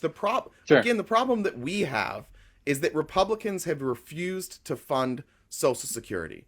They won't do it. They're too afraid to raise taxes on rich people and get them to continue to pay their share. And so now we're at a place where like the trust may run out. And that means unfortunately, that means that people will get a smaller percentage of their Social Security and their Medicare. No, sure. I think you can lift the cap, but I also think you can. But also Republicans use this won't, right? opportunity- Yeah, You yeah, understand but I that? also Yeah, think okay, cool. Yeah, I also think you can use this opportunity to maybe reform it in a better way. But I mean, this is my take. I agree. Look, it's not perfect. It's not a perfect system, but the solution can't be just defund it. We need people. You're a critical thinker. Like you're absolutely right. There could be many solutions to this, and it probably is a hybrid one. Like I like how your brain works. It's too bad the Republicans just have grievances and no solutions. I mean, it depends, right? Because I mean, a lot of like Republicans don't even talk about policy anymore. They only talk about culture war issues. I think some of like their Exactly. economic advisors do talk a lot about this. Like, there's some like ideas from I guess Republican advisors, but not Republican politicians. Yeah, I agree. Like we shouldn't be deciding if we're Republican or Democrat based on culture wars. Exactly. We need to focus on the economics, broken economic system in this country and how privatized profit is going to the few. Like those are the issues I would like to discuss. And if we all just focused on who was taking our money, I think a lot of us in this country would be getting along. I think there's some agreement there, but to be fair, I don't think the economic system is fully broken. Like, obviously, I'm an immigrant. Like, I chose this country, so I kind of like it here. Obviously, I think Where are it's you? Where are you? suboptimal in some. Where are you from? I was born in Peru. Ooh, Lake I used to Lake live in Titicaca. Ecuador. Oh, so basically neighbors. I lived in Cuenca in the mountains. Oh, yes. It's like a a UNESCO World Heritage Site. I lived in Utah. It's like a Sorry. it's just like a whole state. The whole state is a cult. It's pretty cool. Yeah. Yeah, that's what I heard. But also, I think in South America, there's like pension systems that are completely terrible. I think Brazil But had like, until recently, they had like a retirement age of 55. Like, and that's very problematic because you can't have like 20% of your, population not working, and they have a lot of taxes on the young people. well, wait, hold on. I need to say something though. I understand. I lived in South America in many countries. I understand why if you were born there, you came here. Like my father is indigenous Mexican, so like I understand life outside of this country. But like what I want to posit to you is that your life in Peru and in South America and many of the ways the economies down there are completely decimated is the fault of American capitalism. You had to Uh, suffer. Your country suffers because of tariffs, because of our American corporations wanting to take natural resources in places like South America. Like we prosper here domestically by other countries suffering Yeah, abroad. so I mean, I don't think that's true. I think free trade will do a lot of good. Like if we had, I believe it was TPP that Barack Obama wanted to pass. That would have been excellent. I actually don't. I think America does make Latin America better. I think one of the problems that currently is actually Spain. Are I you think Spain kidding? has a lot of. Are us I think unlawfully Spain. entering South American countries and doing coups that were sometimes successful or not, allowing American corporations to then enter and disrupt the current economic system Well, I completely? can't And speak if they for. say no, then we put tariffs on them and turn off their economies? Like, Well, I I can't mean, speak for every country, but in some countries in South America specifically, the Cubans and the Soviets were already interfering. And also before that, the whole system of South America was already unstable because of the Great Depression. After we had the Great Depression, Brazil and Argentina were already had coups. oh, I understand that there's infighting in South America. I'm not disputing that. I'm saying American intervention there has made everything worse. And there's a responsibility. Like, it's same with the immigration problem. Don't destabilize countries, their economies, and also with coups militarily, and then wonder why people are showing up at the southern border. I mean, I think immigration is good, but I also don't think it was America that destabilized the whole region. I just think America should have intervened when Cubans and Soviets were already there, trying to fund certain candidates and working with the KGB. Oh yeah, but that's why America was there essentially. Cold War, you know, Sure. like Yeah, I mean when you look at it's really interesting if you look at any of the countries in South America. Every time there's some sort of economic unrest, give yourself an hour, do a little bit of research, and you'll find out that we played a part in that, like a big part in it. And generally speaking, like a vindictive part, like what happened in Venezuela. Like we didn't like the leader, so we're just like we're not buying your oil, and there's 50% of their revenue gone for the whole country. I think it's like 90 something percent of their revenue comes from oil. We buy close to 50% of that, and we're like we're not buying your oil anymore. Goodbye Venezuela.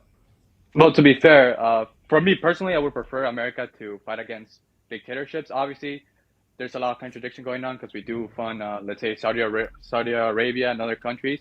But Yeah, and personally, one for of me, the obviously, and one of the personal two bias. candidates is running on, one of the two candidates in America is running on like, hey, I'm going to be a dictator. Yeah, obviously Trump is bad. I prefer Biden Yeah, over him. America loves dictators. It's just as long as the dictator does what we tell them to do. We love democracy as long as democracy gives us the outcomes that we want. But we have no problem stepping into democratic countries if we don't like the outcomes of how they voted. We could give a flying fuck. We'll step in and we'll do that.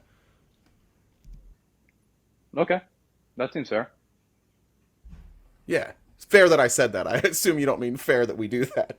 I'm guessing. Yeah. Yeah. No, but yeah, I do think the Castro regime and the Maduro regime are pretty awful. Obviously, I would prefer them to not prop them up, to not assist them.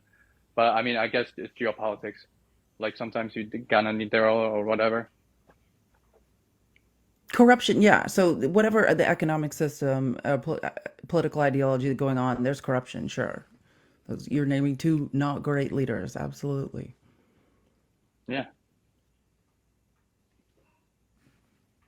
It's a lot of agreement, guys. This is a Yeah. lot. This is this is a lot of agreement. Yeah, that I mean, I thought you were ANCAP. You don't sound very ANCAP. I was told you No, were I'm not ANCAP. ANCAP. I'm not Okay. ANCAP at all. Okay. I'm basically center right. I mean, if that's what you want to call it. But I mean, I love Mitt Romney. I love my cinema. I love my Oh Hillary. my God, you guys Yeah. both love Mitt Romney. Isn't Mitt the greatest? Yeah. Isn't Oh he the my best? God. I think he's the one who came up with the child tax credit, which I think is responsible Yeah. for cutting child Oh, poverty in half. talk to me. Talk to me more about Mitt Romney. Oh my God. Mitt Romney's the Speak- He actually supports a carbon tax, which is super good. Oh, Oh, yeah. and he's so handsome for 80. Look how Yeah, handsome for he is real. at 80 years old. Still has all his hair, perfectly turning Yeah. salt and pepper. Oh, yeah. a Mormon now you're life. speaking my. That's right. That's right. It's a clean life. That's a clean life. All right, brother. Anything else you want to talk about? I mean, I think probably there's a lot of disagreement here with this topic. I think unions are a little bit overrated. Like a lot of people say, oh, you have to unionize, you always have to unionize, but there's a union premium, certainly, but there's not always going to be a union premium in every workplace. So I think that's kind of overrated. And also unions could also fight against market power, but they also could go like way against that and then actually, let's say, decrease scaling and all those stuff. So I think there's a lot of nuance to the union Yeah. conversation. I think though that the reason the reason it's worked in the past, and the reason we have unions that exist in this economic structure is because the unions act as a check, and the free market will also act as a check against the unions, right? So, but the problem is it seems that politicians once they get involved, they demand that we overcorrect everything, right? So if the unions start having a little bit too much power, and they're dampening economic growth, we might say like, hey, all right, unions, you need to pull back a little bit. But instead, it'll be somebody like, we have to get rid of unions altogether. And that's really what happened in America is people felt unions had too much power. So instead of just trying to balance it out, we tried to strip them to the point now where I think, Felice, you said 6% of workers. Yeah, have a 6% union? of the privatized workforce is unionized currently in America.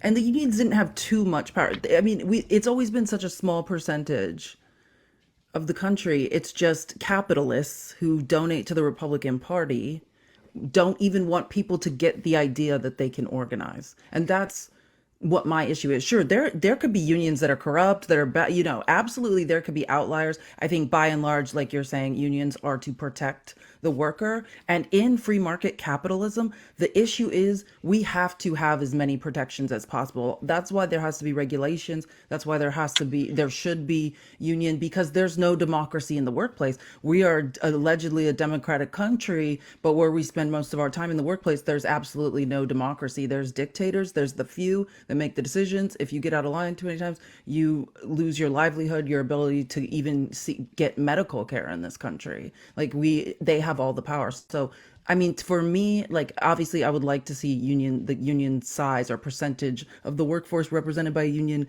absolutely grow. But I think it also just comes down to us passing more progressive policies and working, like Richard Wolff says, the Marxist economist at the University of Massachusetts Amherst, like he says, like the most important thing is democratizing the workplace.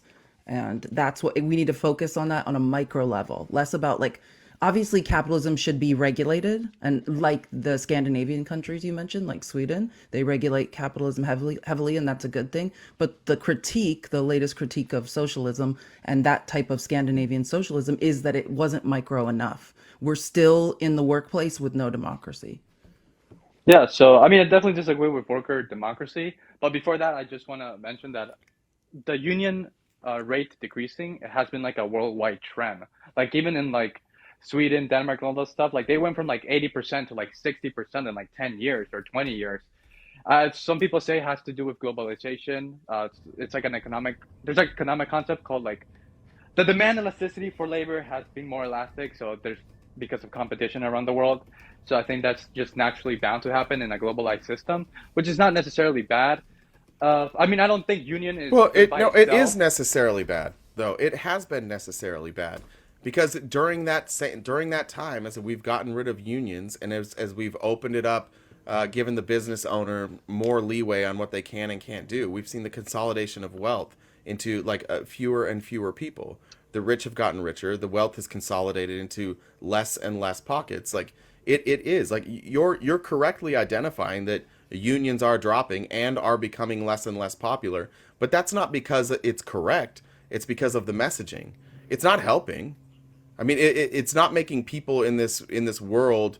It's not creating more equitable jobs. It's not creating more equitable circumstances. It's not creating countries where the wealth is distributed equally or equitably. It's creating a place where when you get rid of the unions, you suddenly can consolidate all this wealth. And for these people that are accumulating wealth, they're looking for non-union places to invest so they can consolidate that wealth. And once they own it, they're going to drop worker pay. They're going to pay the least amount they possibly can for wages. They're going to pay the least amount they possibly can when it comes to benefits. And then they're going to consolidate as much of that wealth as they can. So you're correctly identifying a trend, but if you're looking at that trend saying it's less popular, but you're not looking at the trend of, oh, but people like wealth inequality is growing, then I think you're missing the entire picture. You're just seeing a small part of it. Yeah, so I don't think wealth inequality is also bad in itself. I mean, it depends what it's endogenous to. In a capitalist system, if you get rich by increasing the capital structure, increasing capital per worker, and making the labor force more productive, I think that's well. Like I wouldn't try to make policy to like decrease like wealth inequality by itself. Like maybe you can decrease wealth inequality by abolishing Social Security since it is Well, replacing savings explain it. after all. You said it's not a bad thing. Can you explain how a CEO pay being 300 times the amount of the average worker is a good thing? Well, Like, how, in America, I mean, that's only indigenous to America, right? Denmark, my country doesn't have this because we don't have the biggest companies in the world. It Well, depends what it's Denmark, indigenous but to you're after all. talking, yeah, of course. That's like a utopia, though. Like, if I could move to any country and become a citizen, it would literally be Denmark. So, Yeah. yeah, right. Denmark has a great system, but like wealth inequality, like what he's talking about. I was looking up the other day, the CEO of General Motors makes 366 times the amount of the average worker. Yeah, so I mean, Like, this wealth inequality, I also wouldn't like to like focus on like 12% of the average country's in wages. poverty. I think total labor compensation is a better argument because like sometimes in a recession, like average wages go up because a lot of like the less unproductive workers get unemployed. So I wouldn't really focus on average wages. sorry, but even if you're talking about what would that change it by? Like if you're Yeah, talking it about doesn't matter. the total amount, what would it be? 350 times more? Like I you're mean, talking so it about it. You're depends. talking. Yeah, you're I'm talking about the a average small wage number. at General Motors. Yeah, the average employee. Yeah. So Like are you employee saying wage. you're saying that you want to include like their benefits as well, and not just their wages, right? Average I undergrad. mean, sure. I just don't like comparing the That's fair. Yeah. CEO pay to the average worker. I just don't think that's I don't think that makes good for like But trying to no, find we policy. absolutely should. Hold on. No, Yeah, because they're 1 both hour getting of that labor, one benefit. unit of labor is valued at 1 unit of labor. Time is a finite resource. Like, yes, there can be more specified types of labor that are valued more in a free market, but never at 366 times. If we can only we're humans with finite amount of energy and finite amount of time. We can like if people are working 60 hours, it needs to be valued somewhere around equally. There's no way that people should be able to amass the type of wealth that they're amassing that now we're classified by Harvard as an oligarchy. Yeah, but productivity levels are different, right? Like a doctor is not going to get to the same wage as like a grocery store Which worker. I factored in. I said there's types of specified labor that are valued more in the free market. Like, I understand that. But at the end of the day, like, yeah, I do believe that 1 unit of labor is 1 unit of labor. Like, to say a doctor does work that no one else can do, which yes, they went to school, they incurred cost with that should be considered. But no, I believe that if people in society are being productive, I'm not going to say a plumber's labor is worth less than an IT guy. A Yeah, unit of so I labor mean, is a unit of labor. I don't disagree that we should pay at the maximum amount possible and all that stuff. I just disagree with like certain like policy prescriptions, like because there could be some cost to this. Obviously, shareholders do not want to pay CEO like as much as possible. They're also and sometimes non-founded CEOs could be considered an employee as well. So what would you advocate for then to fix the issues that we have? If we're talking about the actual issues that we have, we're talking about a majority of Americans now can't afford like a bill that surprises them, like a $400 or $500 bill that surprises them. They can't afford that.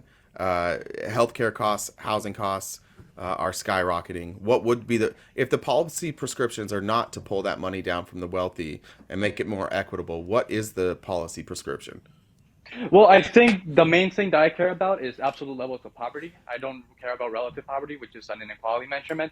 As you mentioned, you talked about, let's say, healthcare. Could you explain why you only care about absolute poverty? I think absolute, like how much your standard of living. I care about absolute standards of living. Okay. Shouldn't go below a certain level. Do you believe that? Yeah, sure. Yeah, because like But Denmark, do you I think mean, we they have should a have? social safety net. Well, it's a welfare state. Yeah. Yeah, Yeah. should we have a baseline, or should we continue how we are in America, where there really is no like baseline? Love. I mean, I think there's a lot of baseline. Like, obviously, we can do more, but I don't think it's like there's nothing. But like, yeah, there's obviously we can do stuff like UBI and all that stuff. Also, if how much you care about future generations, you probably want Universal less health welfare. care? Are you on board with Yeah, that? I think even Milton Friedman agreed with universal catastrophic healthcare, which Milton is basically like Friedman, a huh? yeah, he agreed with universal catastrophic healthcare, which is basically like in case of like an emergency, you get like Yeah, that covered. it's just like what when people realize that we need universal health care, but they don't want to admit that like their capitalist dreams are not perfect. They just go, "Oh, yeah, get catastrophic." That's that. Yeah. It's basically the concession that capitalists need to make in order for them to not appear heartless. But it's still pretty fucking heartless.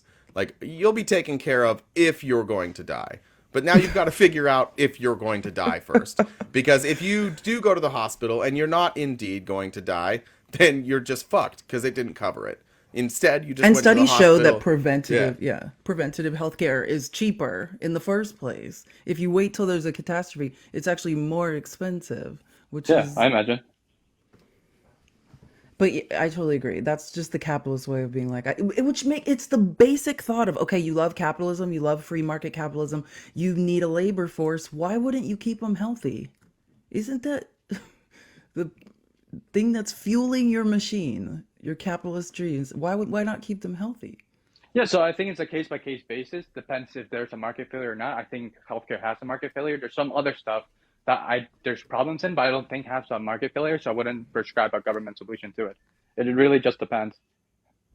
The other question I want to ask, and I've tried to figure out a way to ask this question well, and I don't know if I have it, but if you and 1,000 people uh, moved to an island and you're like, this is your country now, do you really think you would put in you would put capitalism as your economic driver there, or like your economic system there? An island. Yeah, you're on an island. Making a community. There's 1,000 of you. There's going to be all sorts of jobs that you all need to do. There's no infrastructure. You're gonna have to build out the infrastructure as the island grows, and you have children. You're gonna need teachers. You're probably gonna need police. You're gonna need some sort of form of government. If you saw that, you're like, here's the island, and then you saw a picture from 1,000 years later, and you saw that out of those 1,000 people, it had grown to 10,000 people, but like 4 people owned 90% of the wealth. Would you say that was a success or a failure? I mean, depends on the absolute standards of living, right? Okay, yeah. So you have a bunch of people who can't afford medical care. You have people who every year die because they don't have medical care. Yeah, so I mean, now it Would you depends on say that was a counterfactual. win? I mean, if you're talking about this country, I think this country is a win. And by the way, the 4 people with all the wealth on this island, they're not doing anything anymore. They're just hanging out, and They're living off everyone else's labor. yeah, they're collecting all their profits off of the labor of everybody else on the island. Everybody on the island is working hard, and you have these 4 people who, because they understood capitalism and because they made business decisions, now they own 90% of the wealth, and they're not working anymore. And then they're going to have children, and their children will never have to work either, because there's a system put in place where their children will inherit all of that money. Well, we can't take that money back from them because they earned it. So now their kids will forever be in charge as well. That's how close we are in this country to having like generational oligarchies. When you have Yeah, so when you have this amount of wealth consolidated into this few of people, we're talking about generational oligarchies. It's not Elon dies and we get that wealth back and we start over and we're like, let's not make that mistake again. No, it goes to all of his numbered children, however the fuck he's naming them, numbers and letters. Like that's what we're headed towards now. We're headed towards, and that's why I put it simply, like an island. Nobody would look at that island and say that's a success. They would say, oh, you guys have an oligarchy now. Or if it gets down to one person, you have an autocracy now. That's the problem. That's the problem with like this unchecked capitalism that has no safety net, that doesn't protect the workers. Is that at the end of it, you just have a couple people with all the money making all the decisions and having all the power.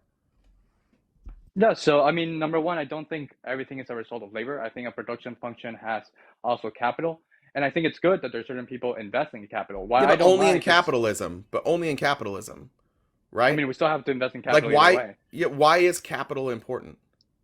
because it makes our labor more productive.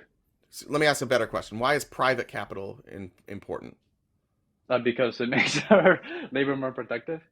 Now, if that was public capital, like if we all invested together in projects and so for example, the oil companies, let's just say that we owned the oil, but we were going to allow these private companies to drill and sell oil, and then they had to share the profits with all of us because it's ours. Why would that Yeah, not be a better option than private capital? because Why then not people why wouldn't not invest in public capital. capital? What's that? People wouldn't invest in capital. No, we would as a country.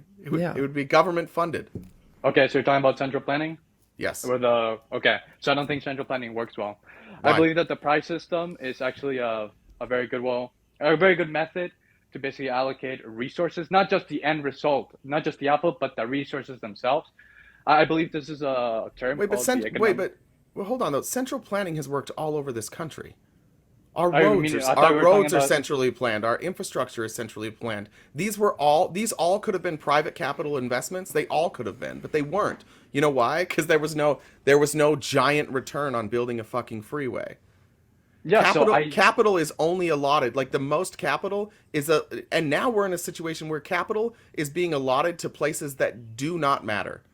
It's literally to like run pump and dump schemes with tech companies so they can operate at a loss, raise the price of their stock price until they go public, so a bunch of people can get a payday. And then when shit hits the fan and things tighten up, they just lay off 30-40% of their workers, and so they can keep their stock price high. Private capital incentivizes really, really bad behavior. But the good things in this country, the central planning things, the things that we've used public capital for, those work. Okay, so I think that's a pretty weird way to put it. Obviously, you're just not in favor of us investing in infrastructure. You're for way more than that, right? Because I would agree with just infrastructure.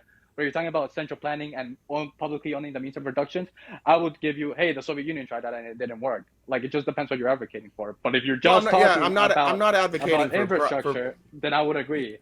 Yeah, I'm not advocating for eliminating private capital altogether. At least not now. But what I'm saying is that like we have a system that incentivizes private capital to go to places that only benefit a few people. Our system needs to be set up in a way that benefits the American people, right? All of us. But it doesn't. Capitalism, and especially now unchecked crony capitalism, it actually does the opposite. It helps a very few people and it hurts millions of people. Yeah, so And that's what I was talking about Russia, average. What I was talking about Russia, like that's what I was saying is like socialism didn't go far enough. Like that is my critique of socialist program, like seizing the means of production. There still was no democracy essentially in the workplace. Like there were still the few who were in charge of the many. So my question to you then would be, okay, so think about like a workplace where right now there's like a CEO and a few people who have all the power. Why can't those people just not be there? The workers know how to do their jobs. They know how to run the workplace. Like what is the purpose of the capitalist if not to just collect the surplus and sell it at market and live off Yeah, it? so I don't think there should be workplace democracy because workers don't internalize the cost of capital. So it's not like, I'm not saying laborers don't know anything. I think their incentives are quite differently in line. Laborers aren't incentivized to basically scale up production. They're incentivized to basically just increase their wages, which could be at the detriment of the No, scale. that's the system now. You're saying workers wouldn't be incentivized to work? In what way? If there was a democratic system in which everyone, like, we're rotating essentially saying making decisions, or it's a democratic vote, but mainly people, we're profit sharing. It's a co-op. Why, in what way? I argue that people are much more incentivized to work when they are sharing in the profits. Yeah, so I didn't say work, I say scaling. So in Yugoslavia, they tried a co-op model, but obviously what the problem that they had was they just wouldn't scale because laborers that they had a democratic vote on the company, they wouldn't hire people. Because when you want to hire someone, like in a capitalist system, you will hire a laborer if there's just $1 to make a profit. But in a co-op system like they had in Yugoslavia, There are you wouldn't co-ops, hire them. successful co-ops that have scaled though. There's one in Spain that I was listening to a case study about actually, but I can't speak on it specifically. I could send you that link like later, but Yeah, there I think there you're are referring to successful Madrigon. co-ops that have scaled. Yeah, so you're referring to Madrigon. Number one, I Yeah, oh wouldn't say yes, I like am. yeah, I Yes. wouldn't refer to just one co-op working as let's just change the whole system. I think that's hard extrapolation. But I think like 30% of their workforce I is said just, there I are think, successful co-ops that have scaled. I didn't yeah, so I say wouldn't, yeah, I, but I said I I think had 30%, recently heard a case study of one. yeah, I think 30% of their workforce is like not even like basically owns, they're not part of the co-op. They're basically like employees, I want to say, what's it called? Like how contracting workers, they basically do that kind of thing, which makes them easier to scale, I guess. So, I You're mean, it saying goes they both hire out ways. contractors? Yeah, they basically out of contractors, so they basically aren't part of the co-op. But I mean, that's 30% of your workforce technically. That's what I heard. I was from the debate from Destiny and Well, but Richard Wolff. that's not really. But the thing is, that's not really 30% of your workforce, right? Your workforce that running a co-op doesn't mean you can't hire a third party. It doesn't. Like it doesn't mean that you have to do all the work yourself. But when we look at all these instances, like you look at Russia, for example, Russia tried this, but the problem that Russia had is that they basically took these segments of their country and segments of their economy as they made every business, the government owned half of it, but the people inside of the business were also able to sell their shares, and there was an oversight by an oligarch. And once it was exposed that these Russian businesses were undervalued by Bill Browder, these oligarchs went in and they started buying up the public shares as well. And if people didn't want to sell their public shares, they just got rid of them. That was the problem. That's what happened in Russia. Russia was working until the oligarchs started taking and hoarding all of the wealth. Now in Russia, you can't own your own home. You really have no savings. Like, you just work for your entire life, unless you're an oligarch, in which case you and your family are set for generations. And that's exactly where we're headed. Like, just because they called that communism or socialism and we call ours capitalism doesn't mean the outcome isn't exactly the fucking same. You have people, and one of the stories we were going to cover today, Democrats have put out legislation trying to block corporations from not only purchasing new houses, but being forced to sell private homes, because this is where we're headed. We're at a place now in this country where the people with all the money can afford to buy up everything, and people want to sell when they're in their 50s and their 60s, or you have a business and you don't want to compete with them anymore, so you'll take a buyout. And while all these people take buyouts and they think that they're helping themselves in the short term, a few people are accumulating all of the wealth. We are so much closer to Russia than people want to imagine. And the only reason that Republicans haven't figured this out is because it's hardwired in their brain to think that the word socialism is bad. And they're not recognizing that it's the same thing is happening here that happened in Russia. And we're saying that was socialism, but this is capitalism. Well, the outcome's the same. So I don't know what to say there. Like, instead of worried about socialism versus capitalism, maybe we talk about what works. Maybe we just talk about protections for people. I mean, yes, I kind of agree with a lot of what you said. I think obviously the Russia and the United States are completely different. I think it was Paul Krugman that said, obviously when you have an economy, you can not just measure in GDP, you can also measure it in a production function, labor, capital, and total factor per activity. I remember reading this. Obviously, I don't have the source right now, so if you don't believe me, that's fine. But it was like they did not have total factor productivity growth, and no matter when they started, and at the end, they didn't have total factor productivity. And productivity is kind of very important because it determines your long-run growth rate. So from that standpoint, they were always going to collapse. I get that. Unlike us, which we do have productivity growth. Yeah, I get that stat. I don't think that that's the cause. That's not more sensible than saying, like, oh, wait, what happened in Russia? Oh, there's different policies. There's different ways we can measure the economy, or you can just look at what really happened. Like, 12 people own all the wealth. That's what happened.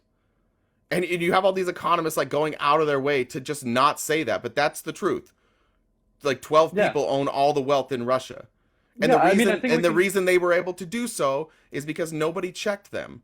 No, there were no protections put in place so that they could accumulate that wealth. There should be a limit to how much wealth you can accumulate. And if you don't ever put a limit on that, then the people that want to accumulate wealth will find a way. And the more wealth they accumulate, the more they're going to be able to accumulate, because now they have influence.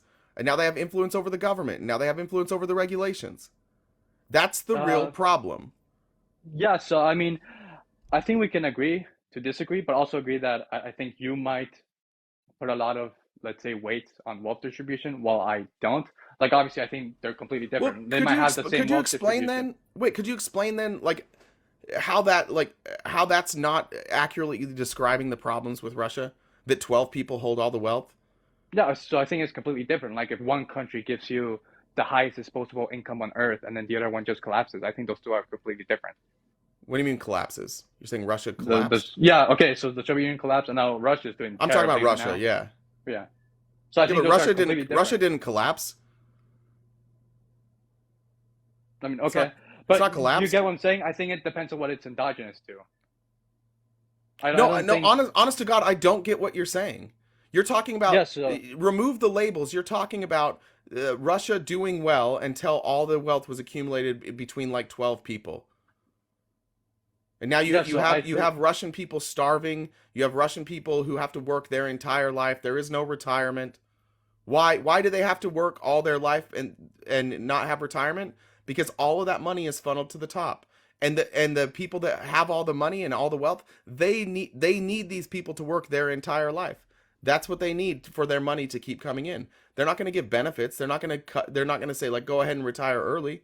The truth of the matter is, like, we should be able to retire at 50 or 55 in this country. We have the wealth to do it. We've been tricked into believing that, like, oh no, you have to work your entire fucking life. Meanwhile, all these people who just accumulate wealth, they're not doing anything. They've retired years ago and they're making far more money than we are. It's not a good system. I mean, it depends on the cost, right? Like, obviously in Brazil, there's young people moving here because they do not want to pay for that. Obviously, they could basically live a good life, but basically modern day standards. But they want more. They want to have higher standards of living than what they possibly can. So maybe maybe we can resolve that through democratic means, right? Maybe you have a certain preference and I have another certain preference. No, I'm just saying cap it. That's all I'm saying. Look, most people in this country will never be millionaires. That's beyond most people's wildest imagination. Yeah, I agree. And yeah, so then why do we need somebody that has $460 billion? No, so I mean, it depends what it's endogenous to. Again, right? I think getting money from it doesn't. No. Let's make it as simple as possible. I think you're making it too simple. No, I'm not. Why would you design a system that allows one person to accumulate that much of a percentage of the wealth? Why would you design a system that way? Yeah, to increase capital investment and make labor more effective. And who benefits from that capital investment the most? All of us? No, who benefits the most? Okay. Oh, so it's a heterogeneous thing, right? Like they benefit more, so I mean we should change the system. Yeah, if 20 people are getting the majority of the benefits, it's a bad system. There's 350 million people in this country. I mean, it depends on the counterfactual, right? Like if poor people aren't better off in any other system, then I guess I don't think it does. It still is a huge imbalance. No. It's still a flawed system. You can say, we can talk all day long about how the poor people in America are better off than the poor people in other countries. Yeah. But at the end of the day, it still shows that it's a flawed system that allows one person to accumulate that much wealth. I'm not saying that like this that it's not that we're not better off, that our poor people are not better off than maybe in another country. I'm just saying, by design, if you look at our system and how it operates, it's a very flawed design. It's not equitable. If you are born with money, you have a leg up on everybody. If your parents made money, you have a leg up on everybody. And in some cases, I have a friend who will never work in his entire life. Never. Yeah, so I think we agree on the issues. I just don't think those issues give you a counterfactual about the capitalist treatment. So that's why I can't be moved from my position. I think capital investment is great, and that's why we have the highest living standards on earth.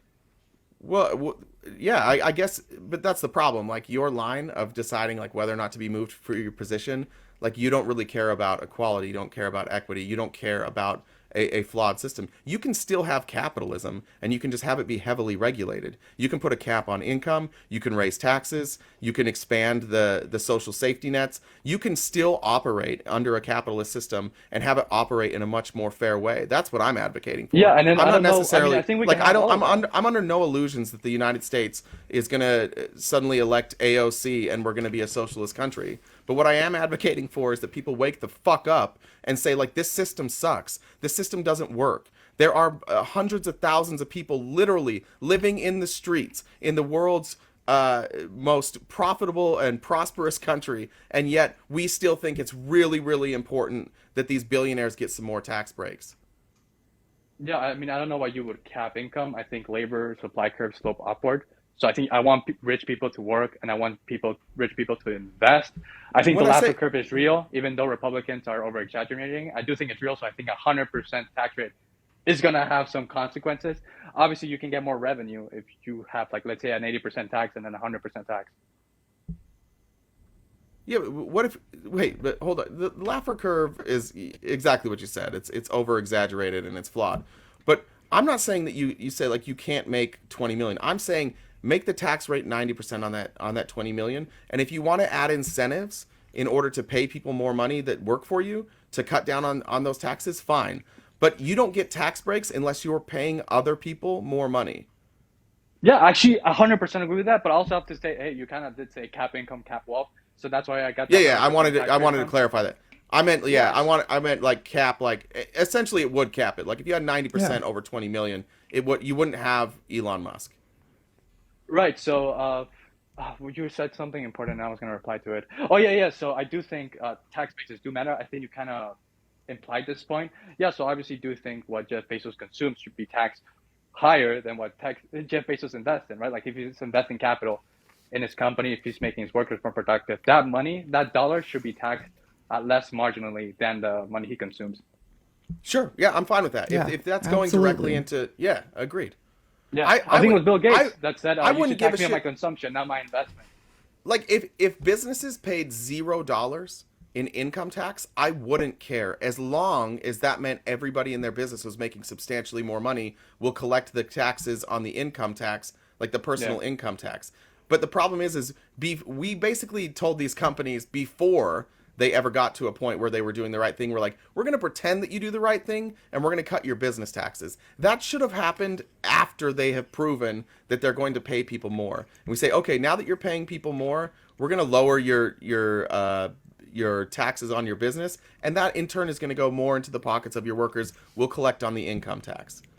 No, so I mean, maybe there's a lot of like agreement here. I also think the corporate tax system is kind of bad. Like it's just designed for capital flight. I don't think corporations should be taxed on their income. I think they should be taxed on like what they generate, on the profits they generate on this country, right? Because if you're taxing them on the profits they generate from Ireland, they're obviously going to move to another country.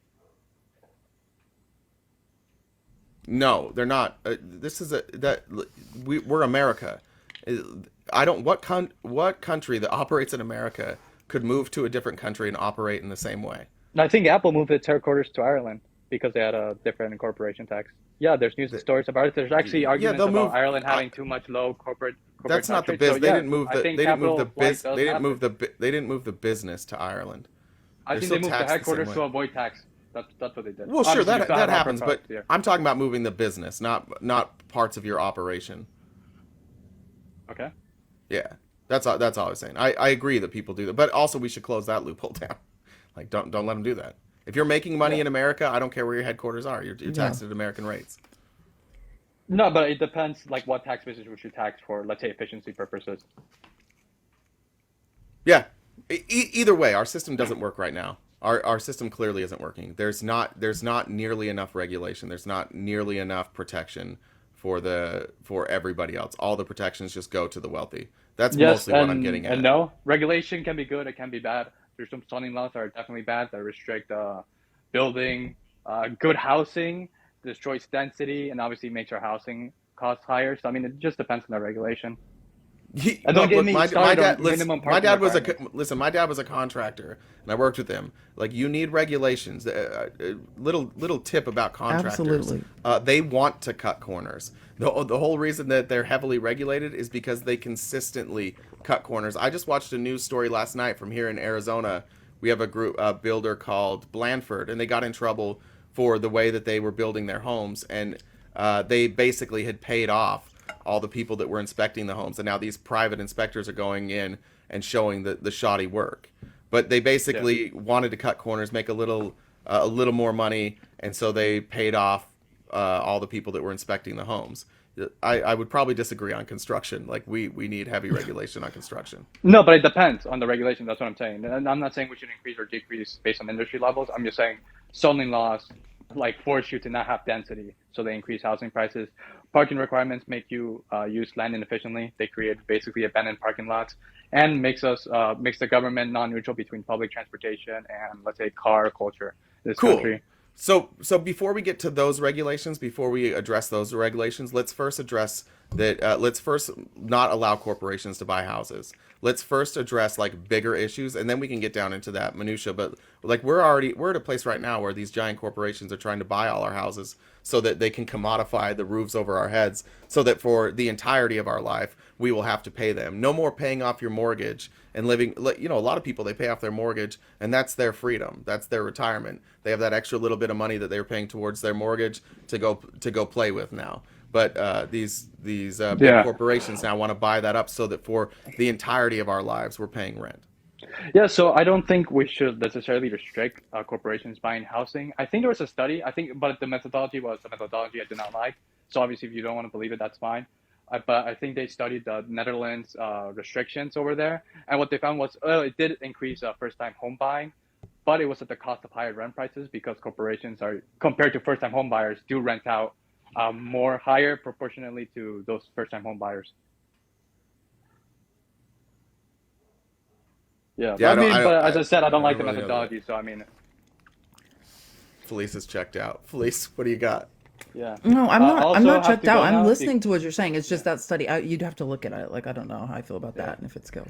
I'm gonna have to go. I'm gonna have to work All right, out brother. these Enjoy the gym. neoliberal muscles. So I'll see you Yeah. guys later. All right, see ya. Have a great day. Nice to meet you. Thank you. You too. Have a good one. All right, Jen. If you want to bring up next, I don't know who you had in mind. That was you like that? No, I did. I was like, you I'm get not some checked marks. out. I very much. I was actually. I was thinking. Like sometimes when I think, I just look like that. But yeah, I like when people make me think. But capitalism has to be regulated. Come on. Like we have seen. It's been proven. We can't count on people do the right thing. But I agree. I mean. And when Trump's talking about deregulation, he's not talking about the parking lot. You know what I mean? Yeah. Encouraging people to use mass transit by eliminating parking. I agree with that, but that's not the regulation. You know what I mean? That's a not good what point. he's talking about. He's not talking. Yeah, he's not talking about deregulating house builders. He's talking about finance people for the most part and Exactly. tech companies. Yeah, it's just people In from the child government. labor. Yeah, when he says deregulation, what he's talking about is like we have to remove the government's ability to tax rich people. And that's what we need to get rid of. That's the red tape that's the problem. The regulations is in the rule of law. He's Yeah, like tired of these regulations. one of the ones he wants to get rid of is you have to pay taxes. That's the regulation he hates the most. He'd just like to, if you're a billionaire, no more taxes. I think that would be his favorite one. I see All regulations. Aram Raj, Reggie, and obviously Deep Throw. Aram Raj and Reggie, are either you guys opposition? Eat the rich. I'm not eating the rich. Look at Elon. He's got it. I bet he'd probably taste terrible. I bet Elon, like, what do you think Elon's diet is like? If you had to guess, what do you think he eats? I think he goes through different like fads, you know what I mean, depending on whatever he feels like whatever is hip. He's a fad diet guy. Yeah, I agree. Yeah. Reggie, what's up? How's it going, y'all? Good. How are you? Doing good. Republicans don't hate freedom. We love it. Okay. I used to put on here Republicans hate freedom, but they just don't know it, and I probably should have put that on here. That's really more my contention is that I believe you when you say you love freedom. What I don't believe is that you understand that the Republican Party and the people that you vote for are very anti-freedom, and most of what they are proposing is very anti-freedom. Name one. Okay. We could talk specifically. We could talk about how Donald Trump wants to be able to dictate what social media companies post. He wants to be able to shut down news organizations. Those would both be anti-First Amendment. When did he say that? So that's in Project 2025. It's also on his website, donaldjtrump.com/agenda47. Does he specifically say You don't even have to read, it's in videos. Yeah, he didn't write it. He just speaks about it. Oh, so you're saying I can't read? Is that what you're saying? No, No, I'm saying if You're saying if because you I'm a wanna black listen- man, I don't know how to read. Reggie. That's what she's saying. That's the only reason she brought that up. No, she's saying it's easier to digest, dude. She's saying because I'm a black man, I can't read. She's saying I'm illiterate. All right, calm down, Lombardi. No, Lombardi. I'm absolutely not. Are you Lombardi? I don't know who that is. Oh no, not this shit again. All right. Anyways, they're on videos. I Is think she it was like talking. wait? to, Who is that? I don't understand like who that is. Or did somebody remove? Did he get removed? I don't know. I didn't. I didn't do it. What is? But this? who's Lombardi? Like that's what I'm trying to ask you. Like why did you like who's that? You may not remember. He was a guy that came in here and he came back to us one time and he was like, I thought about a lot what you said and I've changed my mind. I'm not a Trump supporter anymore. And then Lombardi went away. Remember? Were you in Mr. Jones Live last night? There was somebody named Stacy the profile picture was like this big gray beard with like black in the middle. Yeah, but That's I just came Lombardi. in like right at the tail end. Like I didn't Okay. understand. Okay, I get it now. It's I someone see who, what you're saying now. It's someone who pretends to be other people consistently. I don't know if oh, okay. Dougie's saying, yeah, that's Lombardi. Okay. Yeah, because I just wanted to. I came in at the tail end of Mr. Jones' lives when you guys were talking about it or whatever about that guy, but I didn't really understand it. That makes Okay. sense now. Well, somebody kicked him, which is probably fine for old Lombardi. Now it's just deep throw. All right, let's cover some stories. Let's do it. Let me get to your notes. You put together a hell of an outline for us today. Is there one that you really wanted to talk about? Well, let's see. I mean, the obvious thing we should talk about is that so they voted for the impeachment inquiry, like no surprise, which from nearest I can tell, what they essentially realized was, or the arguments that began to be made, I think, by White House lawyers or Hunter Biden's lawyers, was that you don't have, don't try to make us appear at a hearing, like a hearing for what? Like you don't even have an official impeachment inquiry going on.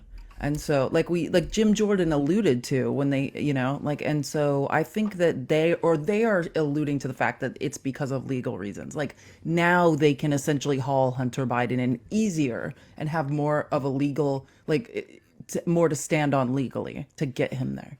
Do you think I've been thinking about this a lot. I think it's very, very possible that this was a Democrat strategy to force them, because they're winning politically. Republicans are winning politically for as long as they can drag this out without actually doing an impeachment inquiry. I don't actually think the Republicans wanted to do this. I think they wanted to keep stretching this out and make Hunter look like he wasn't going to show up. And the Democrats understood that. And so they said, Hunter, go show up. Tell him that you're ready to testify, but you'll only do it legitimately. Nothing changed. Nothing changed in the last 3 weeks. There's no new information that would give the Republicans some David's here. David. Yeah. Some sort of what was I saying? There's nothing new that would give them like a leg to stand on and say like, now we open the inquiry. I really do. Oh no, of course think not. This There's was no. Democrats There's forcing their absolutely hand. nothing new. Okay, and we don't have to play all the clips because some of them aren't even that good. But like, I think one of the important themes that I'm hearing is definitely that nothing changed, and that by their own admission, like in the Senate, the man who's been in charge of this same investigation, like that James Comer and Jim Jordan, like in the House, the Ways and Means Committee, which is Jason Smith, the Judiciary Committee, which is Jim Jordan, and the Oversight and Accountability Committee, which is James Comer, that's the investigation. In the Senate, it's a committee headed up by Chuck Grassley. Chuck Grassley, in his own words yesterday, said there is no crime. We haven't found the evidence for impeachment for impeachment vote. We're gonna look for it, like right in the inquiry. So of the people in Congress in charge of this investigation, one of the men is saying, no, we don't have anything. So yeah, nothing has changed. This is still based on nothing. If this was something that they had good evidence for, it would not be James Comer leading the way. It just wouldn't. James Comer is no. Didn't get their best and brightest. For all the dummies that are in the Republican Party, and goddamn, there are a lot of dummies in the Republican Party. But for all the dummies, he's a middle of the roader.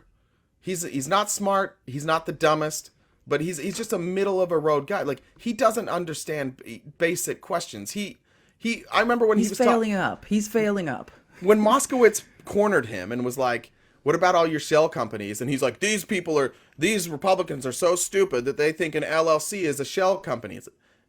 Not understanding that he's talking about, he calls every one of those Biden companies, Hunter Biden companies, a shell company because they're LLCs. And this isn't him with James Comer, it's not even like he's being slick. He really doesn't know. He's actually not smart. He's not. But he's the largest landowner in his county. That's right. Inherited from his dad. He's just he's the epitome of white privilege. Just stand. That's what I'm saying. He's failing up. This man is not bright. He inherited a little bit of land in Kentucky, and he failed his way into Congress, is what I'm trying to say. Could I? Yeah, you're right. I just wanted to read this quote real quick. I know it's Yeah, distracting.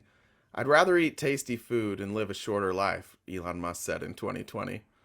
Uh, Aside from the daily donuts, Musk is known to enjoy sushi, steak, chocolate, coffee, and caffeine-free Diet Coke. He is not a big fan of vegetables, opting instead for a diet centered around meat and potatoes. He's just a regular Midwestern blue-collar worker. South That's who African. he is. Yeah. No, he's Yeah. got to be a diet like Well, that. I mean, He's like gotta they be don't from eat healthy Nebraska. there. They're not super into like, you know. So Yeah. yeah, okay, Elon Musk. That's We got his. why am Okay. I not? I'm not surprised by that information. Apparently, that was on when he was on Rogan. Oh yeah, he knows his audience. So here were some thoughts I had about when I was at the gym this morning. I was thinking, I don't feel great about Biden's numbers. Obviously, I don't feel great about some of the things he said about Israel. And then obviously, we have this impeachment. You sent some stuff to me earlier today, or maybe actually I put it on, didn't I? This was You me. did it. That was a me link. You're so surprised when you do something. Yeah, well, everybody is.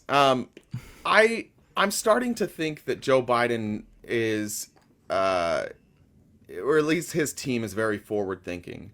They understand what the economy is going to look like next year. They also are very confident that this impeachment hearing will backfire. And I think that's why you see no panic out of all of these Democrats, because these numbers that are coming out in polls are not good. It's not good when he's at 36%. It's not good when his approval rating among Democrats is around like 30%. But the story that came out today, as the Fed has decided not to raise their rates, they are also expected to drop rates 3 times in 2024. So during an election year, the Fed is good old Jerome Powell. Yeah. Satan himself. Expected to That's drop the the chairman rates of the 3 Fed, times. if you guys don't know. He's a Yeah. scary man. He doesn't I know, look scary finally. when you see him. No, yeah, he's just a guy. But you could tell when he gets annoyed, when someone asks him a stupid question or a question he doesn't want, he gets this look on his face where it's like, oh, that man is scary. That was the first time I think I had seen him. I'd seen him speak was today. I knew what he looked like, but I didn't think I'd ever heard him speak. So, what do you think about? I used to. What do you think about that idea that they're playing the long game, that they understand that, and that's why you're not seeing the panic by Democrats right now? Yeah. So, yes, I do think. I mean, I think yes, it's probably true. And what sticks with me on this topic is a long time ago, like before the midterms, I just remember seeing this random interview. It was at the time like one of Hunter Biden's like lawyers and he was just on some podcast, and I just remember the way he said it. Like, you know, I feel like I have pretty good intuition or whatever, but like the way he described it, he was just like, we did like an oppo, like we sat Hunter Biden down and we made him confess everything. We were like, your dad's life will be ruined if you've done anything wrong. If there's any, you know what I mean? You need to tell us every single thing you've done wrong, no matter what it is, what could come out on that laptop, like, because we need to figure out how to defend you, and more importantly, like, defend your father. And like that lawyer, he's like, but after we had that conversation, it was like a 10-hour long like conversation with Hunter Biden. He's like, I'm confident that there's not going to be anything that will come out that will incriminate his father. He's like, now has Hunter done things wrong, stupid things he might be held accountable for? Absolutely. But he's like, but they don't connect to his father. And like it was the way the guy said it. You know, when you just believe something someone's saying. So far that's turned out to be the case. But like that's the only thing that will change, or like I think they're more or less having to say, because another thing that sticks out is Nancy Pelosi saying it doesn't matter whether they vote for the impeachment inquiry. She's like, we voted for the inquiry and like we investigated for 6 weeks and all the information we already had. Like her point is nothing's going to change. Whatever information they could have, they already have. But Comer is saying, the one thing he is saying that's different, he's like, oh, now that it's official, we're going to get however many thousands more documents. Yeah, that's so. based on the evidence that we know about, which is that there's no evidence being hid from us by the Republicans. We know what they have. But based on the evidence that they have, their entire claim is going to hinge on Hunter's ability to basically debunk a handful of claims. One of those claims is going to be the loan repayments for the truck. That's going to be easy.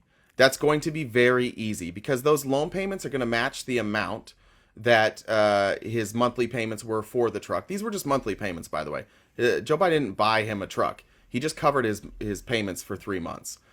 Those are going to match exactly. There's also an email that was written before to his financial advisor saying, like, here's the bills that we need help with. Like, we can't pay. So you have a record of where this money is going, why it's happening. Then you have the repayments. That's going to be, I don't know how you're going to fix that. Then you're also going to have to show the other part, the phone call, right? With the Chinese businessman where he's like, I'm sitting here with my dad and you're in trouble. Well, Devin Archer said that was nothing, right? I mean, isn't that the call that Devin Archer was present for? I read that transcript. I don't think it was that call. I don't think this was the one when Hunter was at home. But again, if you can't prove that Joe Biden was in the room and there for that call and agreeing with those things, you have no case. I'm trying to think of like any other accusations that they've made have already been debunked. There's literally 2 or 3 things that they're hanging their hat on now saying like we will prove. And the evidence that we've seen so far is like, how are you going to prove that? If you want to prove Joe Biden was there, you're going to have to track his phone. You're going to have to get GPS coordinates, and then you're going to have to prove that he was in the home. And even if you do prove that he was in the home, then you have to prove that he was next to Hunter and knew what Hunter was texting.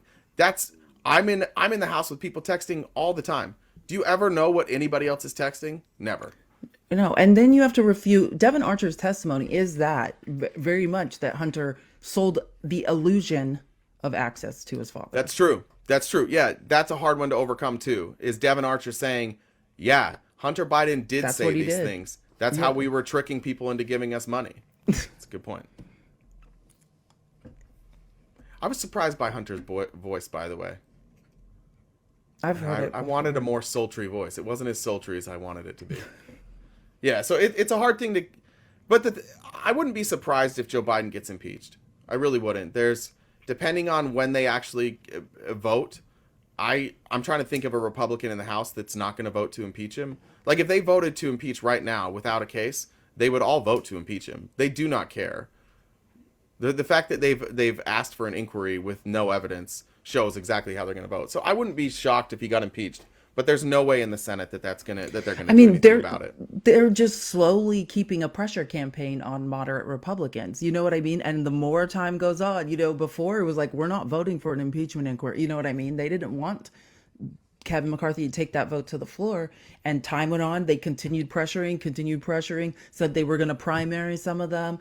Like, it's like a full court press on far right media against these people. Ken Buck is literally not running again, like, because of it. So right. And I don't like Ken Buck, but like apparently we see now Ken Buck has a line of of BS that he's not willing to cross. We found it. Yeah, we found Ken Buck's line.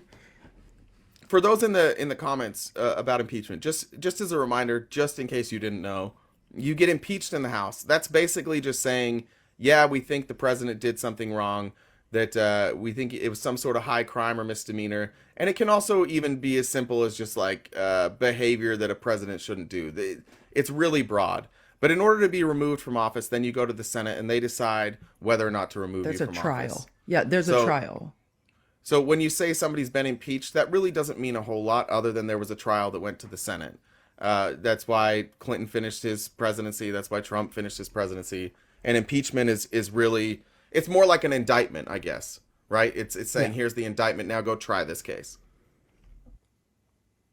Yeah, so they have to find a crime, essentially. Like, we're reverse engineering this. Like, Donald Trump said, they impeached me, I want him impeached. And James Comer, Jim Jordan, Jason Smith, and Chuck Grassley are desperately trying to reverse engineer a case and figure out a crime, and as of yet, they can't do it. Right. And let's remember, articles of impeachment were filed for Joe Biden on day one. And none of this information was known. The stuff that they wanted to impeach him for, Marjorie Taylor Greene, like, they're not even using that information. This has been a retribution thing forever. As soon as it started, it was just Donald Trump saying, "Hey, do to him what I feel like they did to me," which is pretty crazy. Raskin nailed it. He's like, at least we could tell you what he did.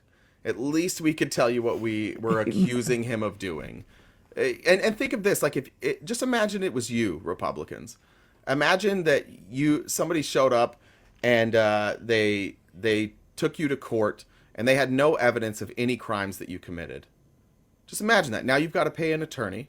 Now you've got to give up your time. And now you have to go to court.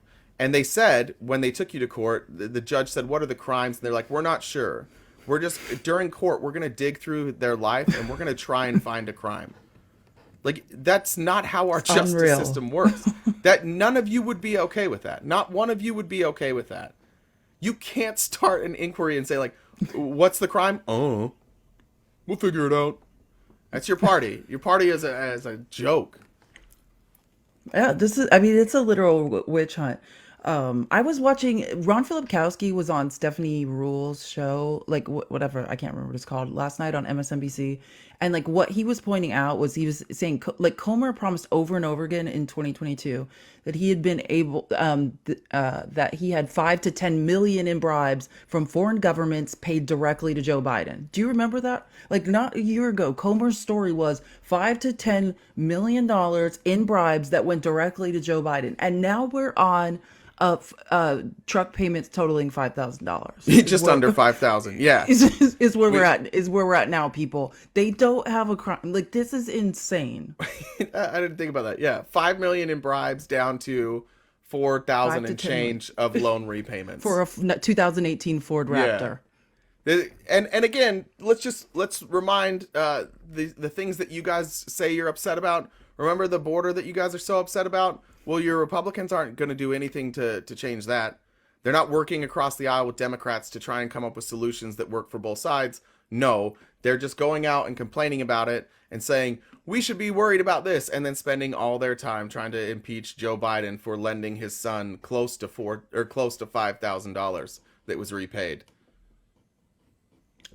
If anyone's finances were combed over, yeah, I just think it's wild that we've gotten here.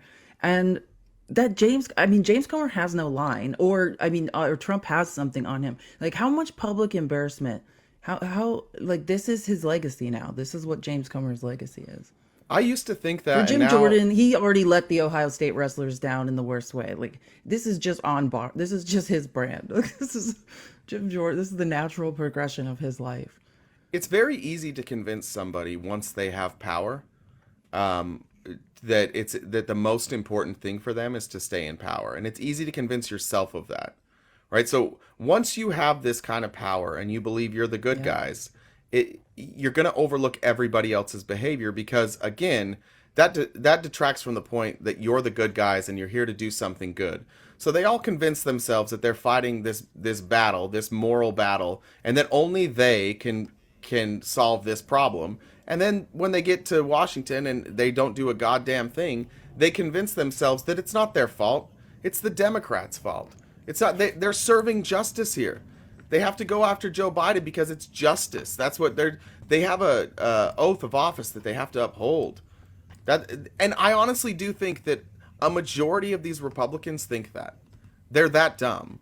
And they're that self-important that they will literally ignore the rest of the world, because like TikTok, Washington is a small place, and these are still regular people. And if all they get every day is emails and briefings of, here are your talking points today, here's what's going on, do you really think these people in Congress are going out and reading stories about the everyday American? Do you think they're out there with everyday Americans?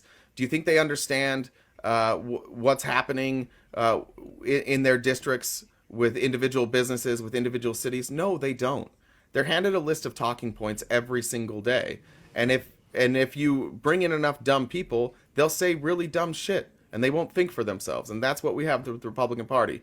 Put all the dumb people up front with the biggest mouths and just make them repeat the shit that you write for them. That's what they're doing. And they don't care. They don't know their constituents. They only answer to the lobbyists that fund their campaigns.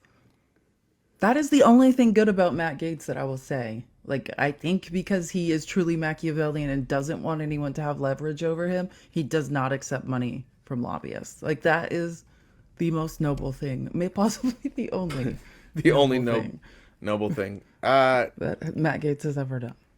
I'm looking at the box. We got Jay, Julie laughing, Trump, and Pragmatics. I didn't see it. This is going to be a correction. Everybody, follow Pragmatics. This is the smartest person in our Discord. Sorry to everybody else. Or maybe Pragmatics isn't going to come up.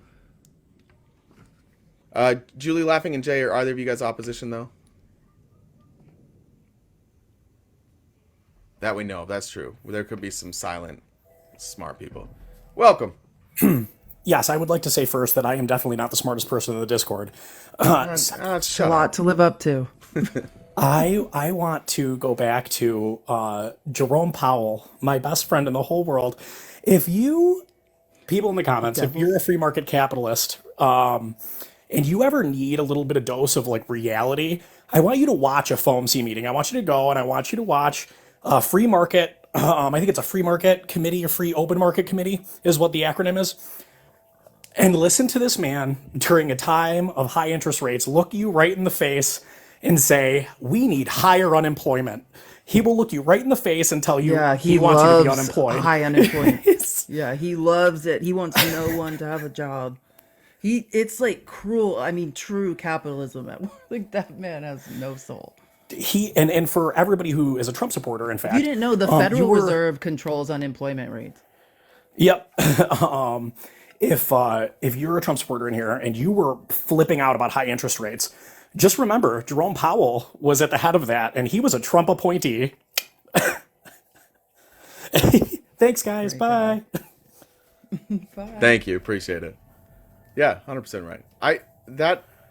That's what happens when you get to like these levels of decisions. It's always data, right? And the data is like how can we make these other data points better? And it goes to show that the data that they're looking at and the data that they care about doesn't really translate into how well Americans are doing. Like they're using outdated data sets to decide whether or not our economy is healthy or not, to decide whether or not our country is healthy or not. I've seen that video. I'm pretty sure. I can't find it. All right. There you go, Felice. Don't. About damn time. Damn it. You always make me suffer there, Jay, when it's your live. I've always said this. I've always said they're gonna raise the economy, or they're gonna help the economy during Joe Biden's. They're gonna lower interest rate, most definitely. I agree with you on that. Yeah, because they said it. That's The Trump. But I've been saying this for fucking like a year. The Trump appointed chair of the Reserve is now saying we're going to lower interest rate because he's on Joe Biden's side. Yeah, because too. they've been raising them for a year. They're bound to at some point stop. It's election raising year. them. If that's what you're saying, you predicted. We really didn't get that high raising though. it at We some really didn't point. get that high for And they interest rates didn't- though. They left them flat, and they said they 8% may or whatever, in 7 2024 lower them. They're gonna lower them. I guarantee it. They don't want old Joe to look bad. Wait, but this is a Trump appointee. So are you saying he's now turned on Trump too? No, he's not turned on Trump. I'm just saying that, I think that he just wants to help orchestrated Joe by the Biden. government. He just I wants think to that's help the way Joe it's going to Biden. go. Plus, it's an election year. That Have you usually ever- will straighten out our economy. Have you ever seen like a good number for Joe Biden and ever thought maybe that's just a good number, or is it always a conspiracy? No, right now it's just plateaued. It's not like it's a good number right now. Anyway, I'm just saying my prediction is it's going holding down. steady is good. That's a good. Well, that's a good prediction considering they just said today they're going to drop it 3 times next year. Yeah, but I've been saying this for a long time, and all my Trump people are like, it's going to be a fucked economy forever. And I said, not during Joe Biden's reelection. I fucking bet you that. What does it tell you about your position that if the economy gets better, so as things get better for Americans, it gets worse for Trump? Do you like being on that side where you're rooting I think for the America facade to keep failing? I think the facade during the election between Joe Biden and Donald Trump is going to look, the economy is going to look great. What do you right mean then, facade? What do you mean by facade? Well, because shortly after the election, if he was to stay in, it would go downhill. But he ain't staying in, so we're not worried about that. Wait, but why is it a facade? I don't understand what you're saying. So are you saying that like the record high numbers with the Dow today, the unemployment? No, that's just been my conspiracy theory with my own people. Hold on, I'm just saying. The stock market, the Dow hit an all-time high yesterday, David. Yeah, I know, but I've been arguing. You don't understand. This is like an inside thing. Like I argue with my own people about this. I said, you don't understand. They're going to make this economy look great under Joe Biden at the end of his fucking presidency. I guarantee it. So so you think the economy is something that we can just like fake now? So yeah, that's my conspiracy theory. I got my tinfoil hat behind me, but I'm not putting it on right now. So then why wouldn't we just assume that all those numbers, good numbers from Donald Trump, were fake? If the economy can be faked, wouldn't why would Joe Biden have spent 3 years with these numbers? Why wouldn't he have faked them from the start? Recovering from COVID, if it was all fake. Because you have to pay people back. Because you have to pay people back through the war machine. You guys believe in the war machine for one thing, but you don't believe in the war machine for the other. Wait, who are we paying back? Everybody that had to shut down during COVID. So we're just sending out payments to them? Payments come in a variety of forms. It's trade. It's done through money. Do you know how money washing works, Jay? Yeah, I do, but I'm just wondering who's getting these checks. The elite that are getting paid through the war efforts. And why? And secondly, why would us giving them checks? Definitely. That's why they call it a machine. Couldn't we have given them money and faked the numbers too? No, you can't just hand out money and make it look like hand out $300 billion just to somebody for no reason. See, that's not money. Are you saying the stock market hitting an all-time high is part of a conspiracy to fake the health of the American economy? That's what we're asking. No, I don't think we're in any kind of faking stage yet. I think we're like him leveling the interest rates right now. Him leveling the interest rates right now. It's only fake when it gets good. Is that what you're saying? No, it's when it gets better. That's fake. It's not good. The economy is definitely not good right now. But by what are you using what are your indicators? Dude, like I said, man, I'm in the vacation industry, and it's fucking in half, literally in half. Okay, literally, probably worse. Yeah. So what drives that? Why are people vacationing less? Well, right now the economy, the weather right now for me. Yeah, sure. Where you're at, that's uncontrollable. You can't control the weather, right? Sure. So they say. What generally causes people to travel? What generally causes people to travel less? High prices. Or even if the prices are low, they might not have money, right? Yeah, I mean, there's not, everything's inflated. It's expensive. They're holding on to money. Gotcha. And so as people, so maybe which is dumb. Money's not valuable.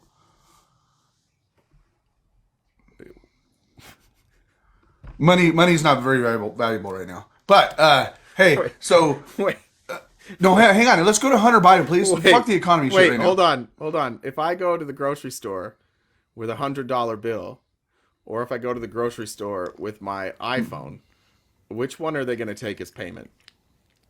Well, do you have your No. Do you have it's your card linked to your phone? It's just turned off. Don't you have tap pay, dude? Come on. It's just turned off. It's an old iPhone. I'm just gonna trade him an iPhone for my groceries. Which one of those has the value? What are you buying? You buying a bag of chips, or are you trying to get $50 worth of groceries, or what? I'm buying 80. You can't get 50 these days. I'm buying 85 pounds of elbow macaroni, and I need it's okay. So Me about Jay, $100. Don't ask. You know it's high in the grocery store. No, I'm just asking. Okay? You said money doesn't have value, and David, this is not like it did. No. Okay. Yeah. Okay. So you're saying that money buys less. I said money across seas. The exchange rate sucks, dude, right now. Yeah. Okay. So that's what you're saying. You're saying that people have less buying power. Now, are there any people in this country who have more buying power than they did? Yeah, there's plenty of people. Who would those people mostly be, David? Jeff Bezos definitely has buying power. Yeah. So you hate that guy, but. I don't hate Jeff. Well, I do hate Jeff Bezos, but not anymore. I don't really like Jeff Bezos. Hoarding wealth is a crime. He's not really cool. That amount of wealth. So, David, would you say that maybe kind of funny how Hunter didn't show up like he was subpoenaed to do? Huh? Would you say maybe, Dave? We'll get to that, David. I love his little press release. David, we'll get there, David. We'll get there. Would you think that maybe it's a good idea that we start spreading the money around a little more? So when I'm not a socialist, Jay. I'm not a socialist. I wasn't done yet. That's not socialism, my friend. Socialism is when workers own the means of production. I'm not talking about socialism. But that's what you want. Don't hold their money. Don't hold their money. No, I don't. what I'm saying is maybe we should have a system where people can't hoard billions of dollars while nobody can Oh afford well, groceries. good luck. It ain't gonna work, bro. Why not? It's just I don't think you'll get it. I You mean, know why? I understand you want it. What you know why, David? See, here's what you just said. You're like, good, yeah, that's a great idea, Jay, but you won't get it, and you're really close to the answer. I didn't say it was a great idea. Don't put words in my mouth. Oh, you don't think it's a good idea? David's too for people- scared to change Wait. the system. He You don't thinks think that it's a good honestly? idea? will be David, offshore. you don't think it's a good idea for Sometimes people I wanna to- sell out, David, dude. David, you don't think it's a good idea for people to have more money? I don't think it's a good idea to control it via government what you I can didn't. and can't I'm do. not advocating for that. I'm Yes, you saying- are. You're trying no, to say that don't hoard money and make it illegal for people to hoard money. correct. That's government control, my friend. So Right. correct. That's government control. Yeah, so I'm but not you for didn't- that. You didn't say government. Okay, so you would rather see just eventually all the money wind up in the hands of like 20 people. Yeah. Okay, so you just like oligarchies, and I think that that's Yeah, I true, mean, David. Like I do. I'd think rather that- put them in charge than the I government. do. Yeah. Yeah, He's well, looking they- forward for the dictatorship Yeah. coming. Remember, I think that At is least a- at least the dictatorship David, hands you David, the weapons to fight them. You know what I mean? I think that's a The good government wants to take your weapons and say, David, live like this, guys. David, I think that's a good encapsulation of who you are. You wait to be told what to do and think, and you've chosen a side. And since you've chosen this side with Trump, no facts, no logic, nothing will ever bring you back because you have Like the you are- impeachment with no evidence, right? You are a person who you don't trust like your own knowledge. You don't trust your own research. You don't trust your numbers because you No, don't I trust capitalism, because my own because you knowledge, don't- my own because- research, yeah, bro. That's what I'm saying because you trust what everybody else says because you don't understand it. And I'm just That's telling you, you David, guys. your lack of understanding is why you have to live this way. You have to live in a way where you desperately need somebody that you think is smarter than you, and you base that on who has the most money. You Jay, think it's that's not the always an smartest, educational moment, and you just okay? wait around for those people to tell you what to do, and you can't wait till the day that you're just living as a serf under the rule of these oligarchs. You're looking forward to that. The irony of you advocating for capitalism and the ability to run your own business while also saying, yeah, I want the oligarchs to control everything.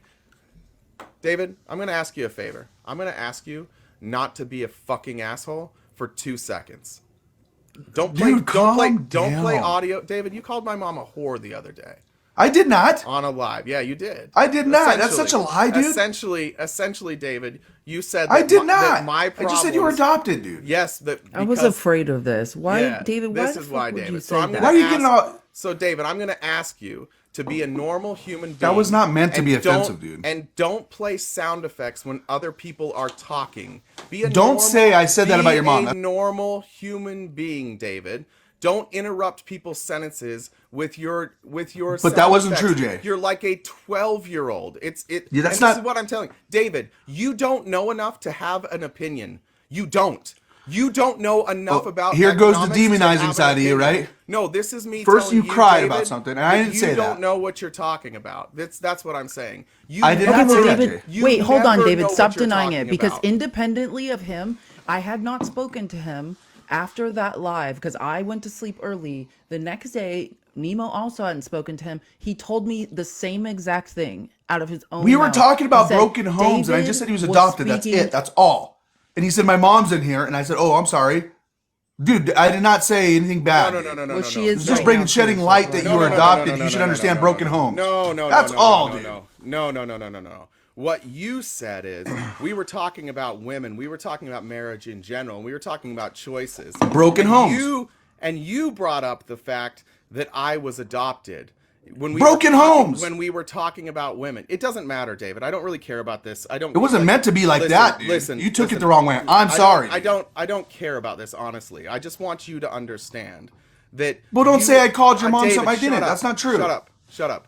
I want David, you to what you should be understand- saying is, hey, if I hurt you because we're I did say friends, sorry. Let's I drop this shit. apologize. I don't care about this shit. I'm not doing this. I want you But, to Jay, you understand- know that No, wasn't David, made to be like quiet. that. I don't care. I know you don't care because I don't. Look, I love my mom. She's brilliant. She's a million times Well, don't make smarter it than out you. to be like I meant anything bad. I just was talking about in general did. to You shed just light to didn't realize- broken homes. Well, My then mom what were you- died. I then come what from were a you- broken home. Then what were you alluding to, David? What's the problem with broken homes? Because we were talking about how I think when you raise your kid a certain way, okay, I think that you can cause all the things that are happening in society today, and I think somebody can relate. Yes, being and from you a said- broken home. I'm from a broken Yes. home too, dude.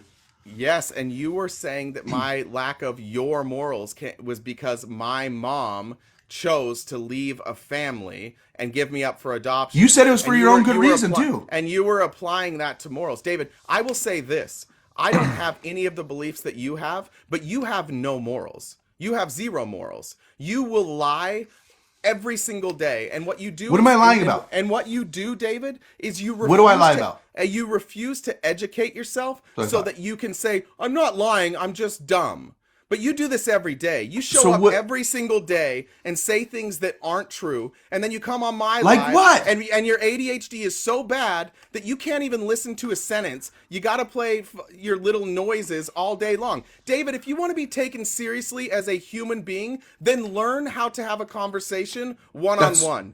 And that means that's only shutting because you up. just wanna hear That means yourself. that means not playing That's fine. fucking sound effects in the middle of somebody's sentence. David, you're impossible to talk to because every single time you get It was cornered super on a long, point, dude. That's you all. move to another point. Every single time.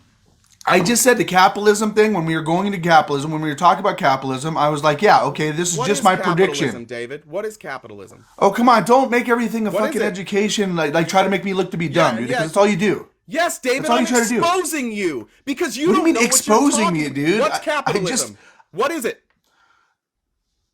However you want to put your capitalism. I know what people it is. start What's businesses. capitalism, David? What's capitalism? You know, you start businesses. You become CEOs. You work for somebody else, or you're a small business. It's the economy in general, the way it works. No, there's the economy exists whether it's capitalism or not. What is capitalism? It's finances, man. It's investments.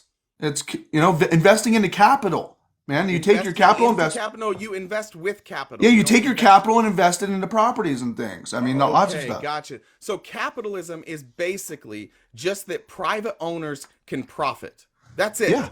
So Yeah. David, when we're talking about capitalism and we're talking about a system where the private owners of businesses like Amazon can profit in the way that they can, that's what we're talking about. It's at a point now where they have so much profit and so much money that they will So own what? everything, and you will be a serf. You will be working for them. You Oh won't my own. God. You won't own your Fear-mongering. house. You won't have your own business. No, this has played out all over the world.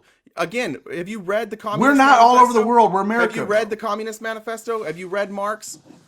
Have Dude, you read it? I'm no, not. you didn't. No, you haven't, David. You are uneducated about all of this. You're so angry and yet anymore, you dude. spend, and yet, yeah, because I don't really like you that much anymore, David. Because you've Well, that become sucks. because I like you, Jay. You've become a person who is absolutely convinced of things that you know nothing about.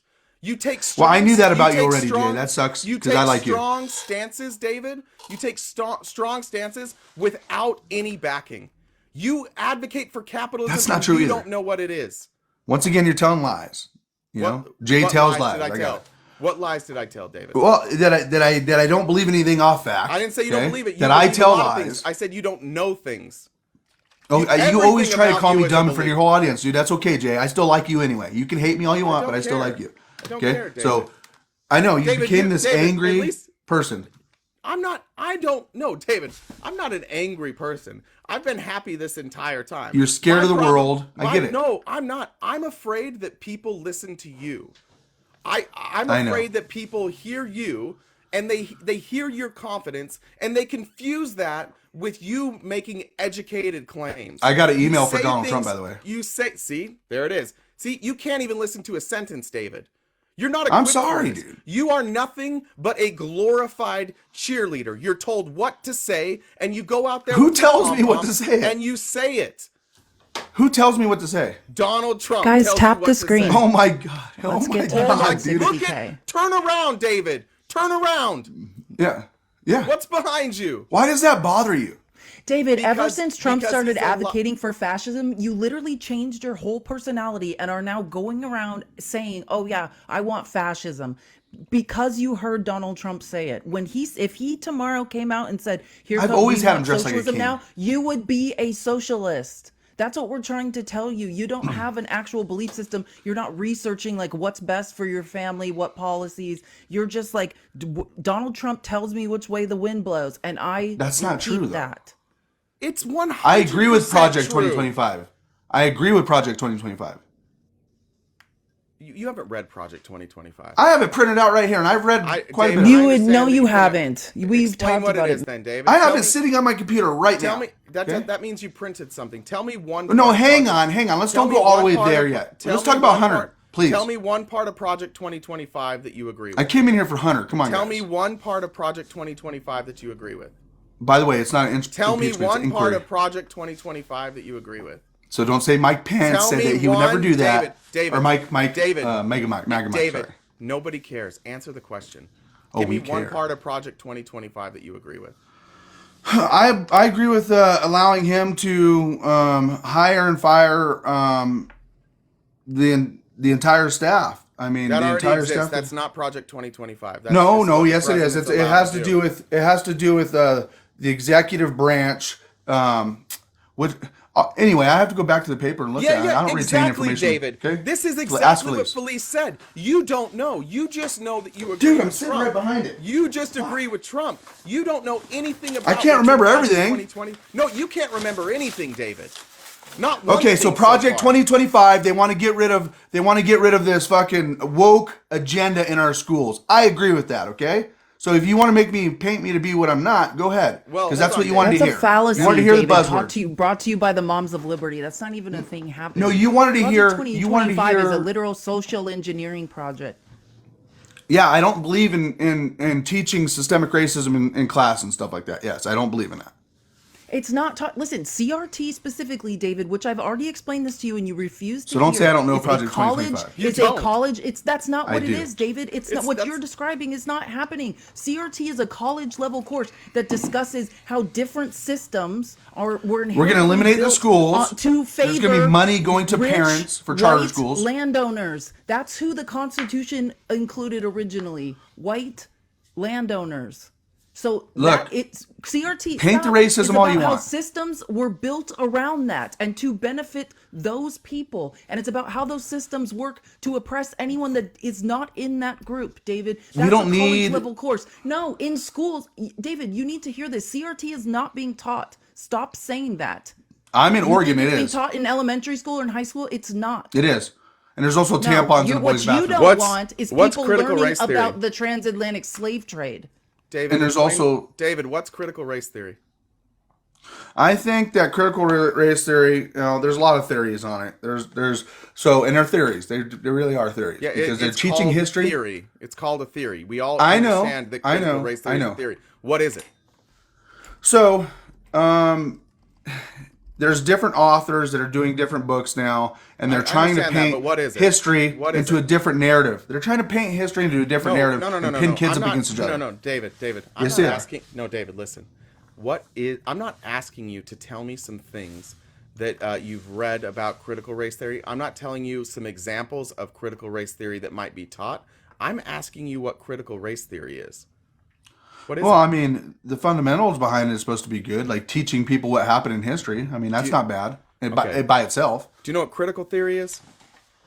Yeah, being critical situation. What's going on? Okay. I mean, yeah. So critical theory is basically looking at whatever you have. Let's say a society, and you're looking at that society, and you're looking for the parts that like aren't going well, and you find parts of society that aren't going well, and you criticize or you're critical of those aspects, Right. and you figure out ways to fix them. Critical race theory is just saying we're doing the exact same thing, except for we're going to focus on are any of these issues caused by race.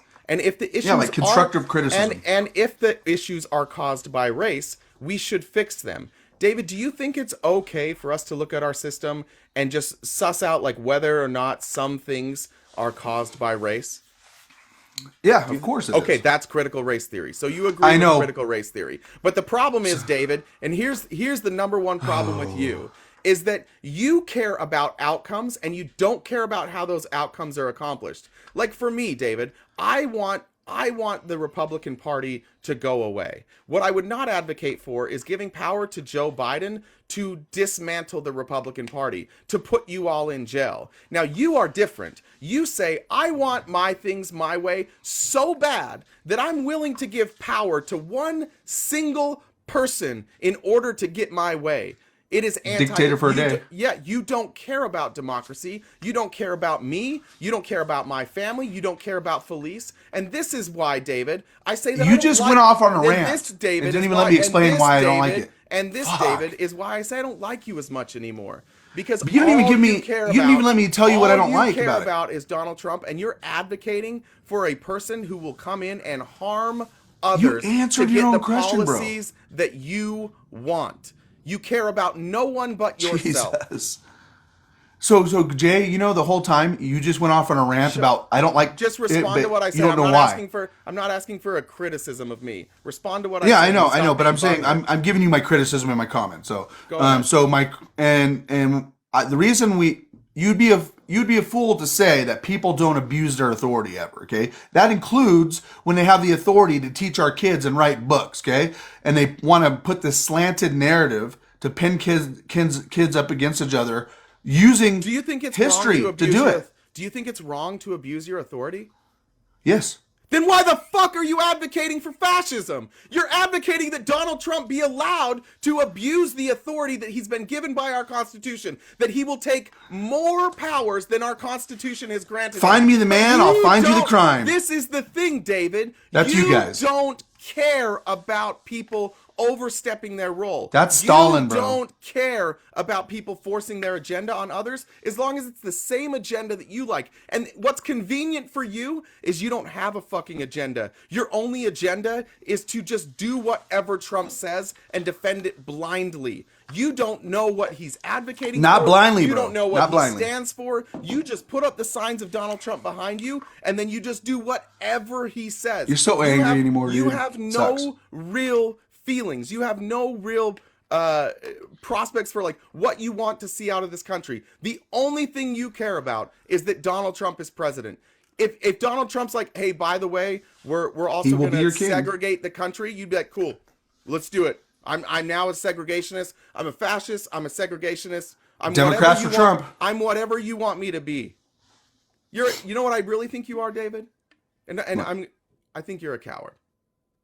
Oh, you think, okay. Yeah. You're the one always crying about somebody's after you, bro, not me. And David, there's no narrative being taught in schools that is divisive between minority children and white children. That is not occurring. You need to stop saying that. That's what the Moms of Liberty told you. That's not happening. We're not even teaching people that Columbus didn't help the Indians unless you go to college. Like, we are full on deluding people about the history of this country. You live in Arizona. So, no.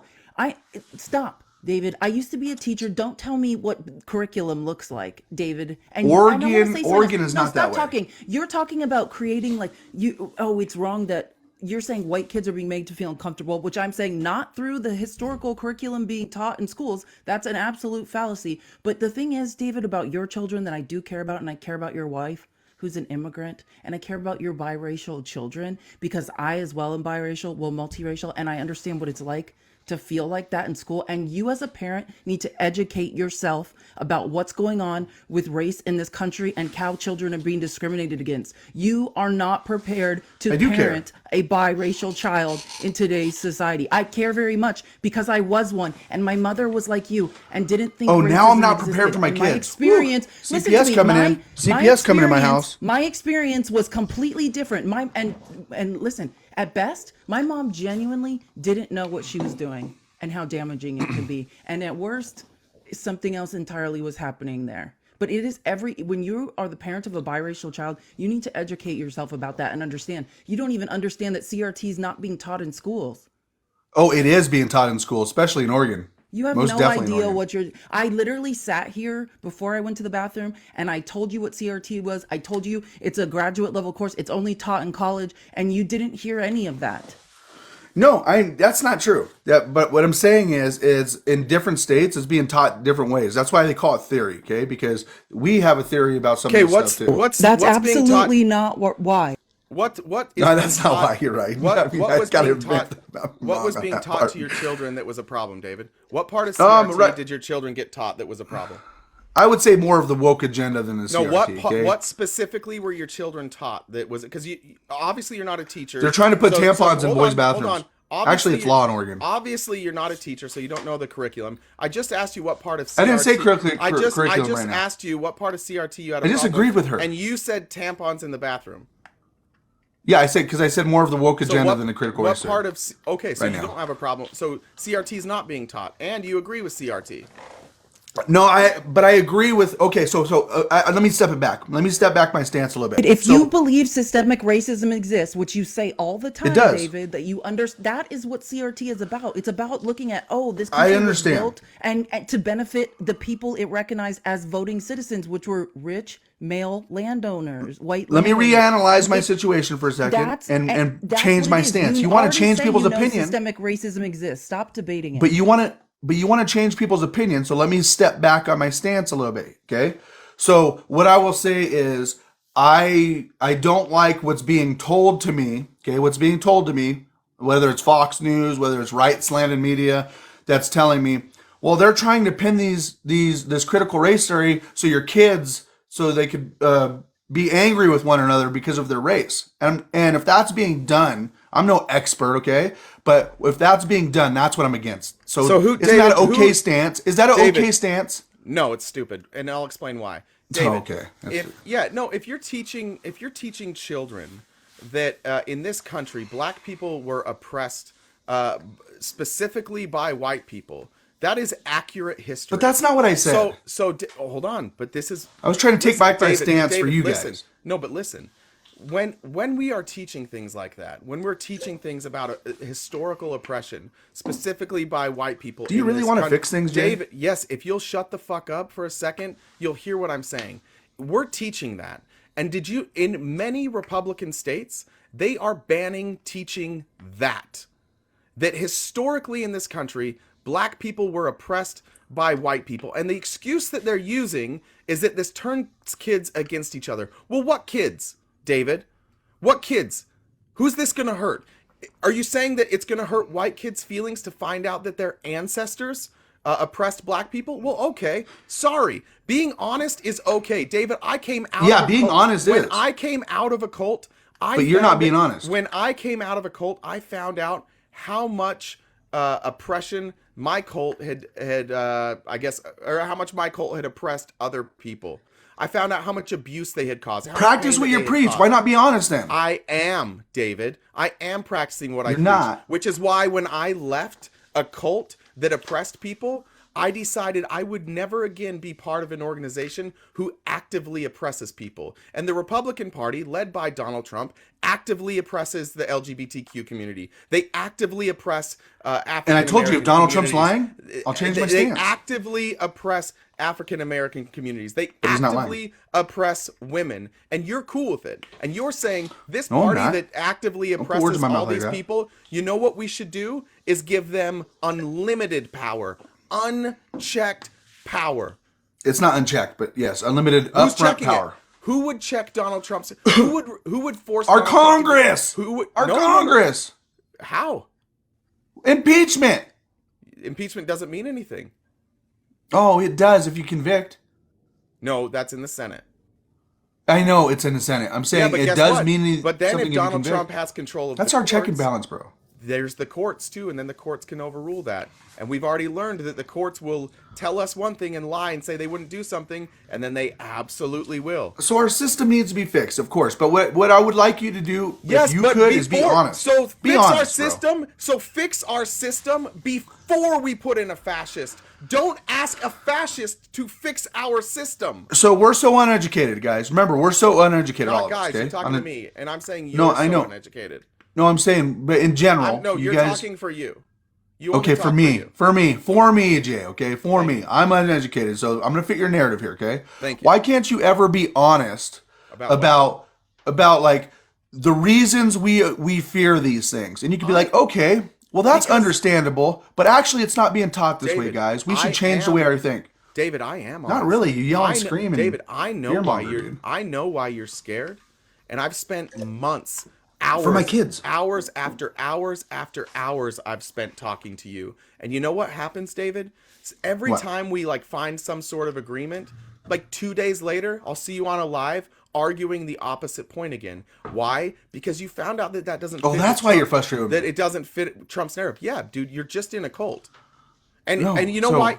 I got out of a cult by people speaking to me like I'm speaking to you. It's no longer, David, a place where I'm going to say, "Oh, David, have your opinion and I'll have mine, and we'll just agree to disagree." No, if you can't state facts about anything that you believe in, I'm going to continue to demand facts from you, and you don't have. No, any. I do. I told you. I told Okay, you why let's- I feel that way about that. Those I are didn't- feelings. Those are Those are feelings. Yes, those are But feelings. those are David. feelings. Your entire existence is feelings, and not No, not facts. your entire existence. I'm talking about the critical Okay, give me race some stuff facts because then. there's 'Cause no I there's no asked way. you I asked you what Project 2025 was. You didn't know. I asked you what I critical race no, theory that's not was. true. You didn't That's not know. true either. You said I CRT was in the schools. I asked for an example. You had to backtrack on that one. Is So Project far- 2025 not about getting rid of wokeness in our school? Because it No. definitely is. No. Yes, it is. No, there Oh is my a God! Never small- mind. You haven't read it. You said, is Project 2025 about that? No. The answer is no. There are parts of Project 2025 that will There's all address kinds of that. parts. But do you know what they're actually trying to do, David?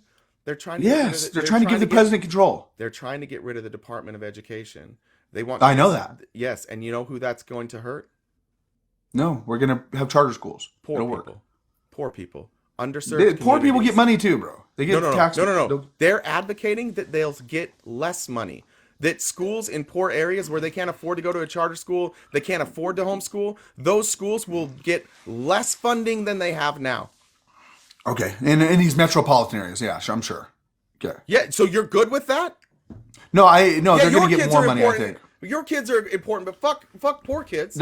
I think they're gonna get more money over there. Actually. No, they're getting less. No, they're You not. didn't read Project 2025. They want to eliminate the Department of Education. They want to. I know they want to eliminate it, but you'll Yes. get tax dollars. You'll get tax dollars for charter schools and The homeschooling and states stuff. will get tax dollars. Then the states can decide how to use those tax dollars. But because they've put in laws saying charter schools can exist, the tax dollars will have to equally go to charter schools. Yeah, good. Great. So you're talking about wealthy parents being able to educate their kids with a high level education and poor parents not being able to educate their kids, exasperating the problems that we already have in this case. And by the way, when we're talking about rich and poor, we're talking about disproportionately affecting minority communities. Your party is racist. Your party is fascist. And the only reason you don't believe that is because Donald Trump doesn't show up and say, "I am a racist." And you're an angry guy. They just advocate for racist policies, and because the policy doesn't say, "Hey guys, by the way, this policy is racist," you just assume that it's not. No, racists are gonna aren't open. Racists by hide because they're default. cowards. Racists by default, no matter what, they exist on the planet Earth. Okay, they're not going to be for the left because the left Yeah, is for don't vote open for borders. 'em. So Don't just vote- use your common, use your little brain you have there, and just understand that I appreciate you saying that racists are. No, are yeah, a you're right. You right-wing said group. something right. I agree. they with you. exist said in the something world. right. Yeah, that No, was- but they that was exist in the true, world, David. and they're not going to be for the left because the left are for open borders. I mean, so No, but you're talking. Okay, yes, there's those people. Listen, there's people in white nationalist, white supremacist groups, and yes, you are correct, David. They do all vote Republican, right? But Yeah. what we're talking about now is when you put policies in place. But not all people. Now we're There's- moving towards but not all systemic people are that way. racism. Okay, when you start legislating against communities, when you start through policy socially engineering groups where it makes it hard for them to So many thrive things or I'm angry. survive in certain areas. Now we are into systemic racism, which David, you yourself have agreed with me on many occasions exists. of course it exists. It was done by the government. Of course it exists. How Well, would your somebody party not doesn't- understand it? I don't understand how people on my side don't know that. Just like there's let me ask- racists on my side. I know that. David, can I ask? Yeah, let me ask you a question. You said that the racists won't agree with the left because we want open borders. What is it Yeah. about the Republican Party that the racists like so much? Well, no, it's just they're a human being and they're going to No, exist no, on no. this planet. Unless Yeah, you no. eradicate Why- them. There's yeah, racists on the so- left. There's just a different type of racist. No, you just said they're not. So explain to me, like specifically white nationalists. What is it about the Yeah, Republican why- that's what I Party? mean, like, what- like- what like is it the- about the- what is it about the Republican Party that they like so much? What makes them drawn to the Republican Party? Do you think? I think it's the fact that they want to keep the borders closed. I mean, I think that's mostly and what why it do is. they want the borders closed? Because they're afraid that other race are gonna take over their race and they're gonna Okay. outdo them or something. Now, do you think? But David, have the borders ever been closed? So can it be that only, David? Can it only be the borders of the borders? No, it's not only that, but if you're going to go about racism for let's keep like going. the Caucasian races, I let me would just say ask you that some they're examples. not going to follow the left. I mean, Let me just ask you some examples, David. Do you and they think- exist on planet Earth. I'm just being real. David, do you- I like to be honest. Hold on, David. Do you think? Unlike you guys sometimes. David, do you think that the racists would be in favor of teaching critical race theory? Fuck, man. Do they have a stance on it? I don't know. I don't know if they have a stance. You don't think racists have a stance about teaching education that puts racists in the light of being the bad guys? Well, I think they're for teaching Come on, history, David. but not critical race theory. Most Yeah, definitely so not, yeah, not the part that makes them look bad, right?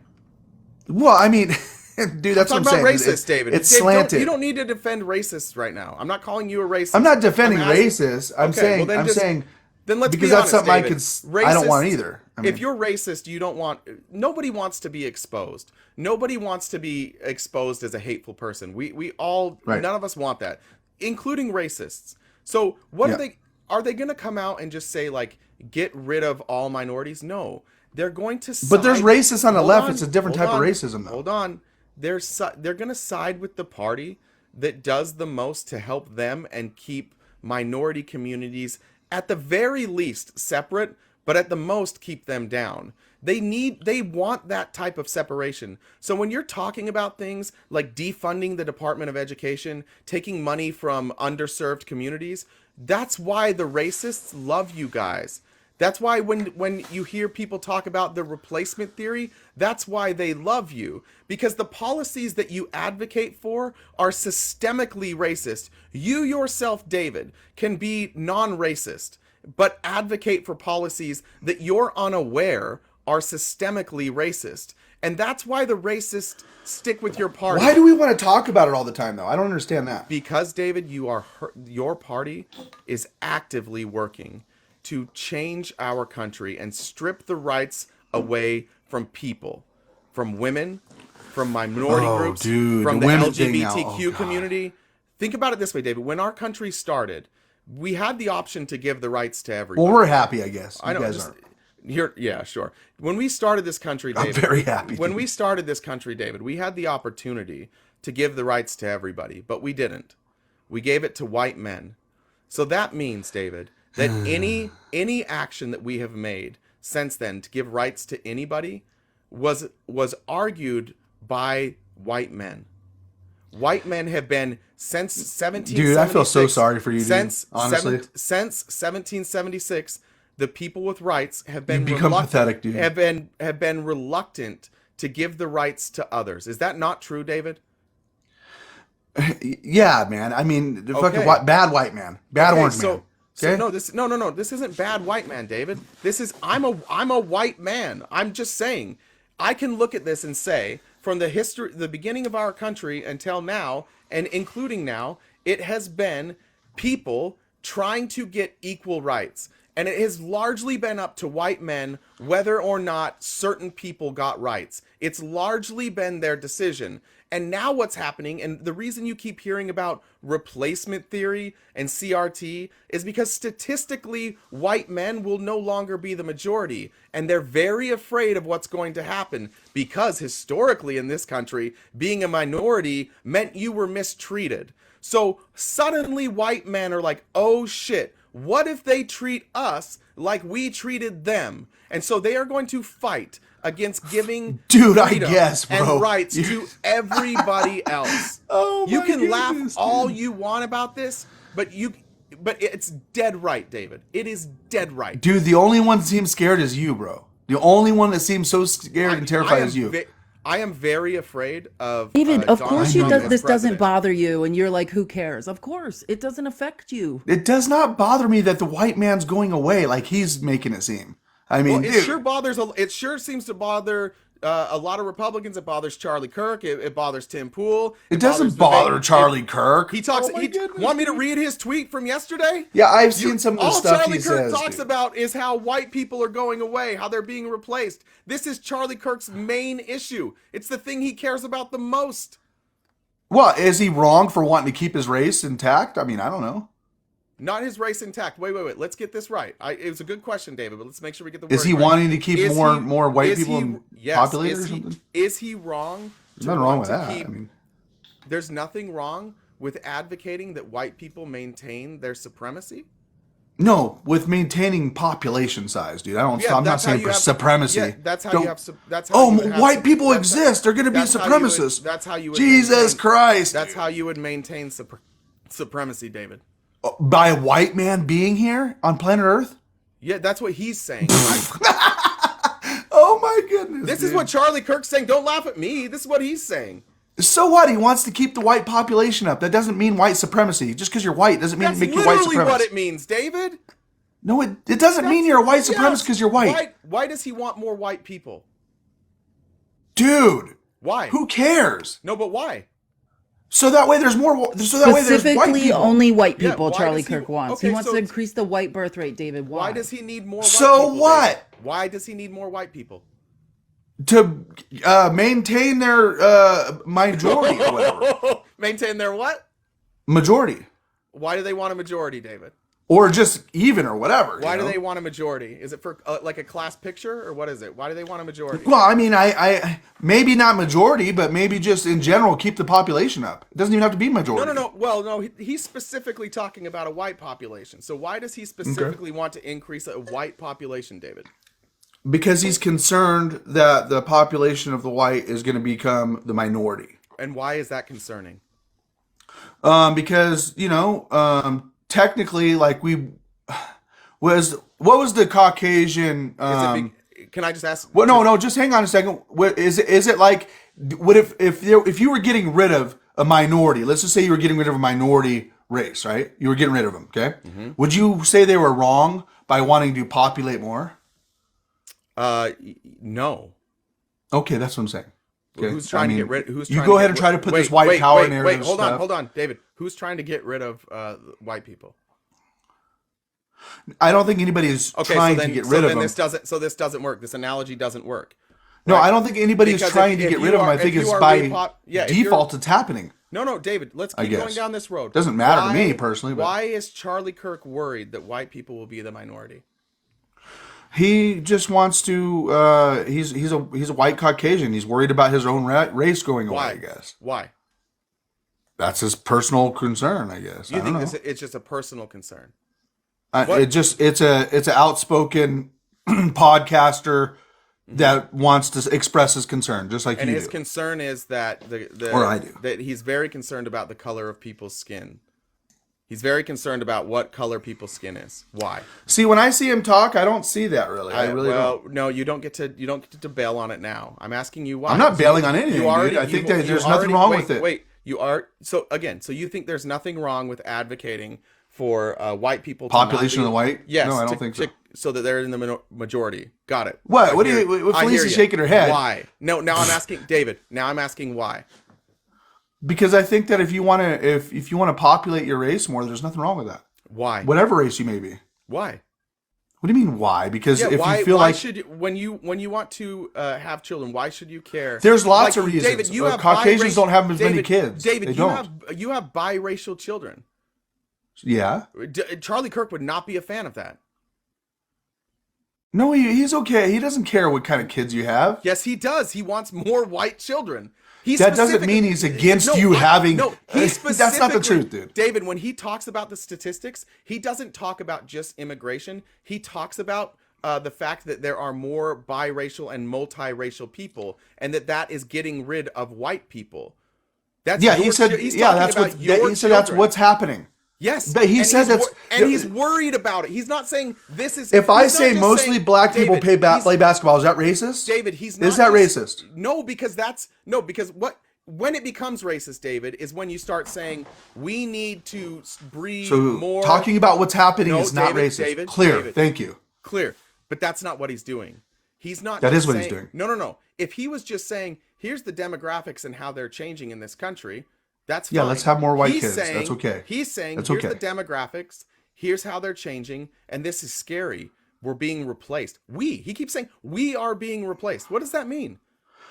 What does that mean? It's part of replaced, fear mongering. No, I'll agree with you on one thing. It's part of fear mongering to get your sales on your fucking Fear mongering podcast. of what? Okay. Fear mongering of what? Race baiting. What the people that he's fear mongering? So when you fear monger, you're trying to create fear in people. What fear is he trying to create in people? That the white man's going away. I agree. Okay, with that. and why would that work with Republicans? Why would a fear that there would be less white people work with Republicans? Well, somebody like Charlie Kirk, he could be playing towards, I guess, getting the racists on his side. I guess that could be that could be a ploy too. They're already on his side. His job is to get clicks. His job is to get engagement, and he's been hired by the Republican Party to get voters. So who is he recruiting, David? No, he's definitely recruiting some people that are racist. Yeah, some people that are racist. I agree with that. And does it not cause you pause to say that because they're going to follow that. Potentially one of the top 3 or 4 most influential Republicans in this country is actively recruiting racists. No, I'm saying some people are going to follow that are racist, of course. No, you just like said, people that support Black Lives Matter. Some people are racist. No, Same thing. David. You said you want to say Black Lives Matter doesn't pander to that. You're a lie. David, you said you're a lie. You said he. David, don't do that dumb shit again. You said specifically, David, that he was targeting those people. You said that, not just me. like Black Lives Matter. Yeah. No, David, you said he was targeting those. Same thing, bro. But what's the Black Lives Matter is a lot larger than what? Than Charlie Kirk. No. Black Lives Matter has nothing to do with the white birth rate and trying to increase it. No, Black Lives Matter is definitely larger than Charlie Kirk. No, we're not asking leaving police this subject. officers to not disproportionately. I think they pander towards racism. We're not leaving this subject, David. I'm asking you again. But I actually agree with the cause. I'm asking you. See, I'm more honest than you guys. That's the problem. No, you're not. David, I'm asking you again. I am. Why is Charlie Kirk and Matt Walsh and Michael Knowles and Candace Owens. Don't categorize them all into the one category, dude. I'm picking. Don't put a blanket statement over people. Hold on. That's a hypocrite. Don't be a hypocrite, bro. No, you'll understand when I'm done. I didn't finish the sentence yet, David. You couldn't possibly know what I'm saying. And Steven Crowder, why are they all mirroring this type of messaging? Why are they all talking about the replacement theory? Because I think telling the truth could pander to people. Just like Black Lives Matter. Okay. It's just the truth, bro. It's just the truth. Wait, hold on. Do you know what the replacement if you care about the truth. Hold on. Do you know what the replacement theory is? Yeah, I mean, of course, they're replacing you with another race. Okay, you know? And so in order for there to be a replacement theory and this whole plan, then there has to be somebody behind this plan, right? Yeah, there are people behind these kind of things. Gotcha. Though. So who is behind this plan? Individuals, groups in some cases. What groups? Well, I think what groups can you think of off the top of your head that are advocating breeding out white people? So even though they're the minority, there's white supremacists that are about that. No, I'm asking you what people would be advocating that white people no longer. I'm trying to give you your side here. I don't need my side. I'm clear on my side. You do your side. I'll do white mine. supremacists will definitely advocate for keeping their cult. I know it's not my side though, bro. David, you didn't. That's not my. I don't think you're hearing my question, so I need you to stop talking while I ask the question because your answer doesn't make sense. Okay, David, who are these groups that are advocating that we get rid of the white race by breeding?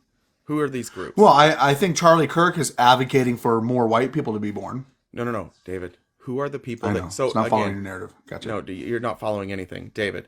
If these people, we just agreed they're fear mongering, right? All of them are fear mongering, and they're trying to help. They're trying to scare people into being believing that they're being replaced.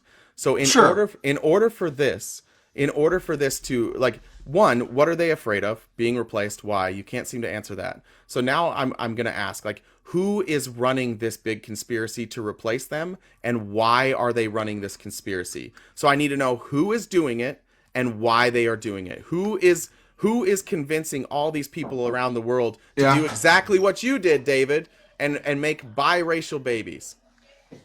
Who influenced you to have Who's it? biracial children? Sorry, my sister-in-law is there. I'm sorry. You're good. Hi, Sonia. So, I'm gonna have to come back, dude. I'm talking to my sister-in-law in Pakistan, dude. I'm sorry. All right, bro. See you. I don't talk to her very much. You're good. See you later, man.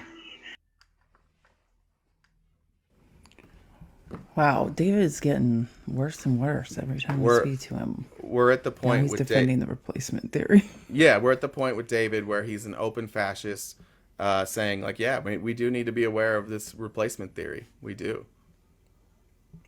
I can't believe I didn't know he was such a Charlie Kirk fan, but I guess with Dan Bongino, like if you're believing that the world's ending once a month, why not also support Charlie Kirk while you're at it, you know?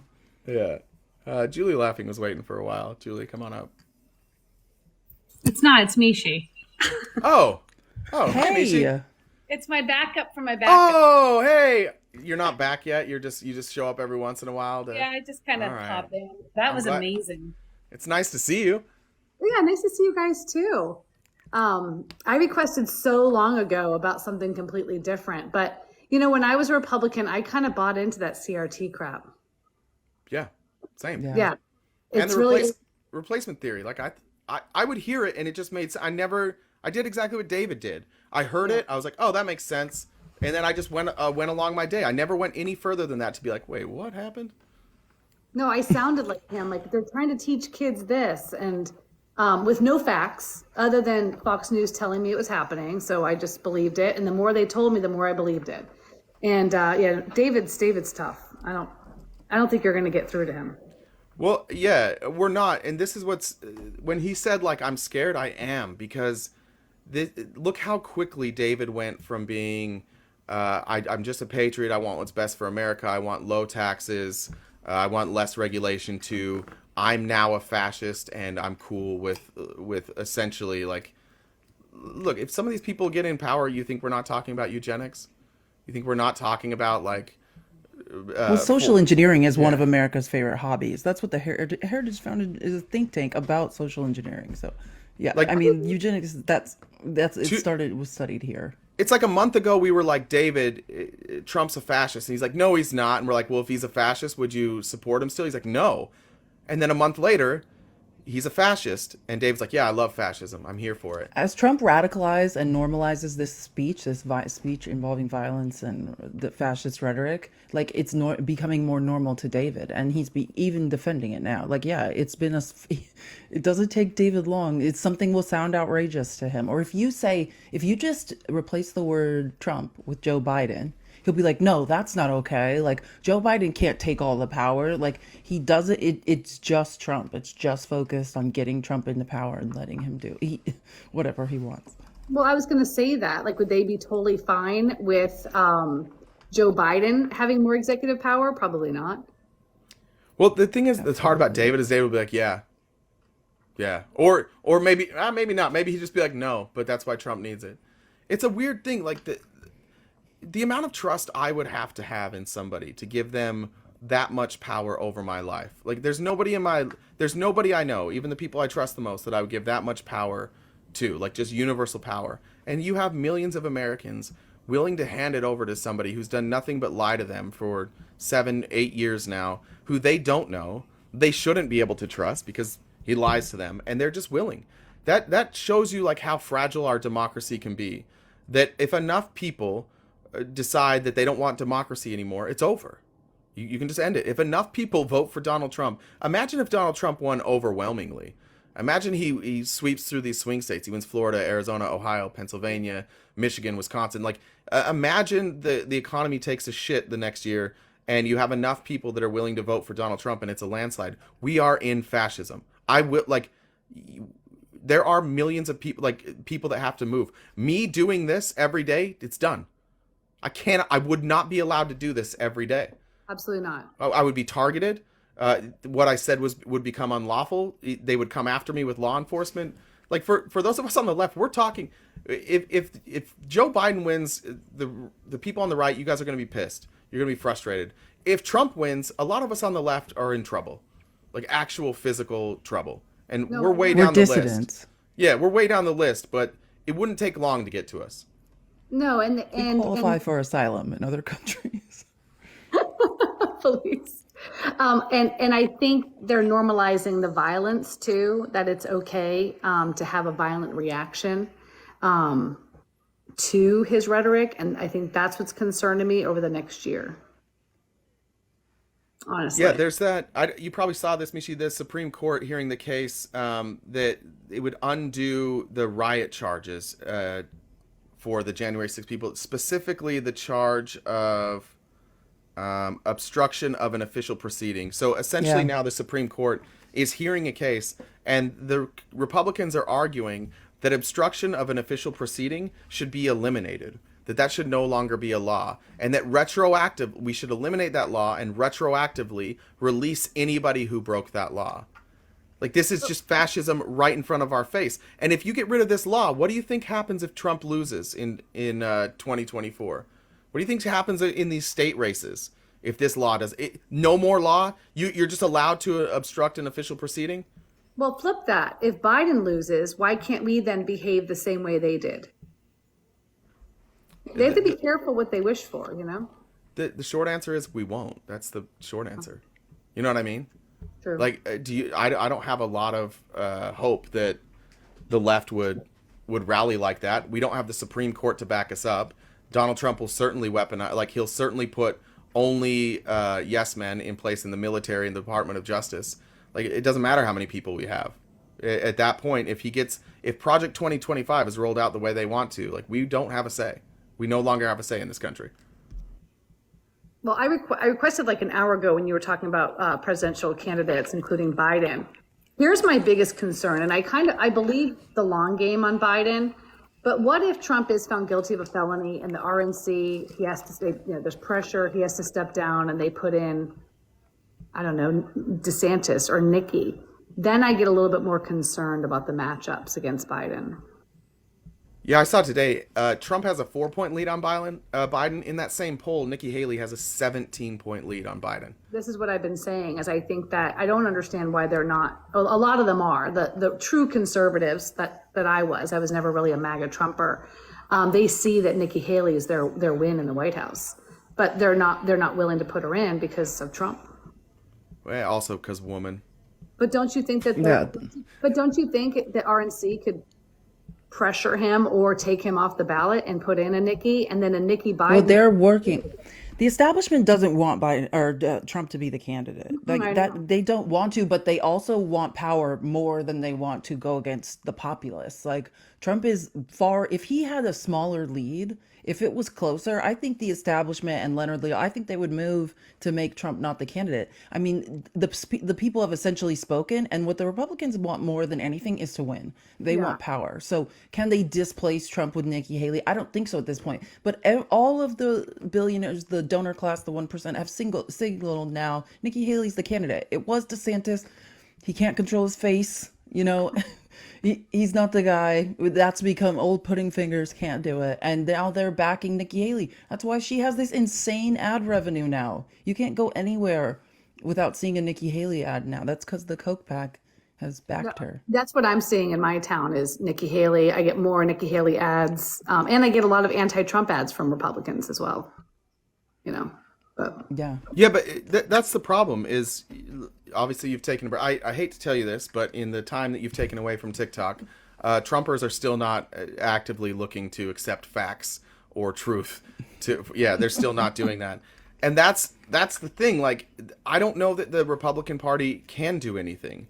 Trump's base is too big and too stupid, and they're so I'm going to stop saying stupid. Actually, I'll try and be more fair. They have been conditioned that everything they hear that's negative is a lie.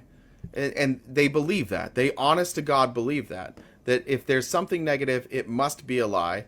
And so they're going to stay with Trump no matter what. It doesn't matter if we tell them that he's a fascist and he's running on it. They're like, no, that's a lie. And if it isn't a lie, then it's the right thing to do. And there's too many of them for anybody in the Republican Party to overcome. This is what happens when you allow somebody to lie for 4 years and then try and overthrow an election and allow them to lie about that and run cover for them for 3 more years. This is the bed that they made, but this is unfortunately what we've been warning about since the start of Donald Trump, is that he will lead us to fascism, So whether it's here's- him or somebody else. Here's my question then for you two, especially because you run a great live here, is who do you speak to? Do you bring David up to just show the ignorance of MAGA and hopefully no, seriously, because I mean the capitalism is capital. I mean, do you bring him up as an example so that conservative Republicans, old school Republicans look at that and go, I don't want to be a part of that? No, there's many. David actually is very, if you speak to David about the economy, he's almost a leftist. Like David about the economy is a different person. If you specifically just debate with him, like how should our country work? How should the economy work? It's a whole different conversation. David is a Trump loyalist specifically. Any ideology that Trump introduced, David would back.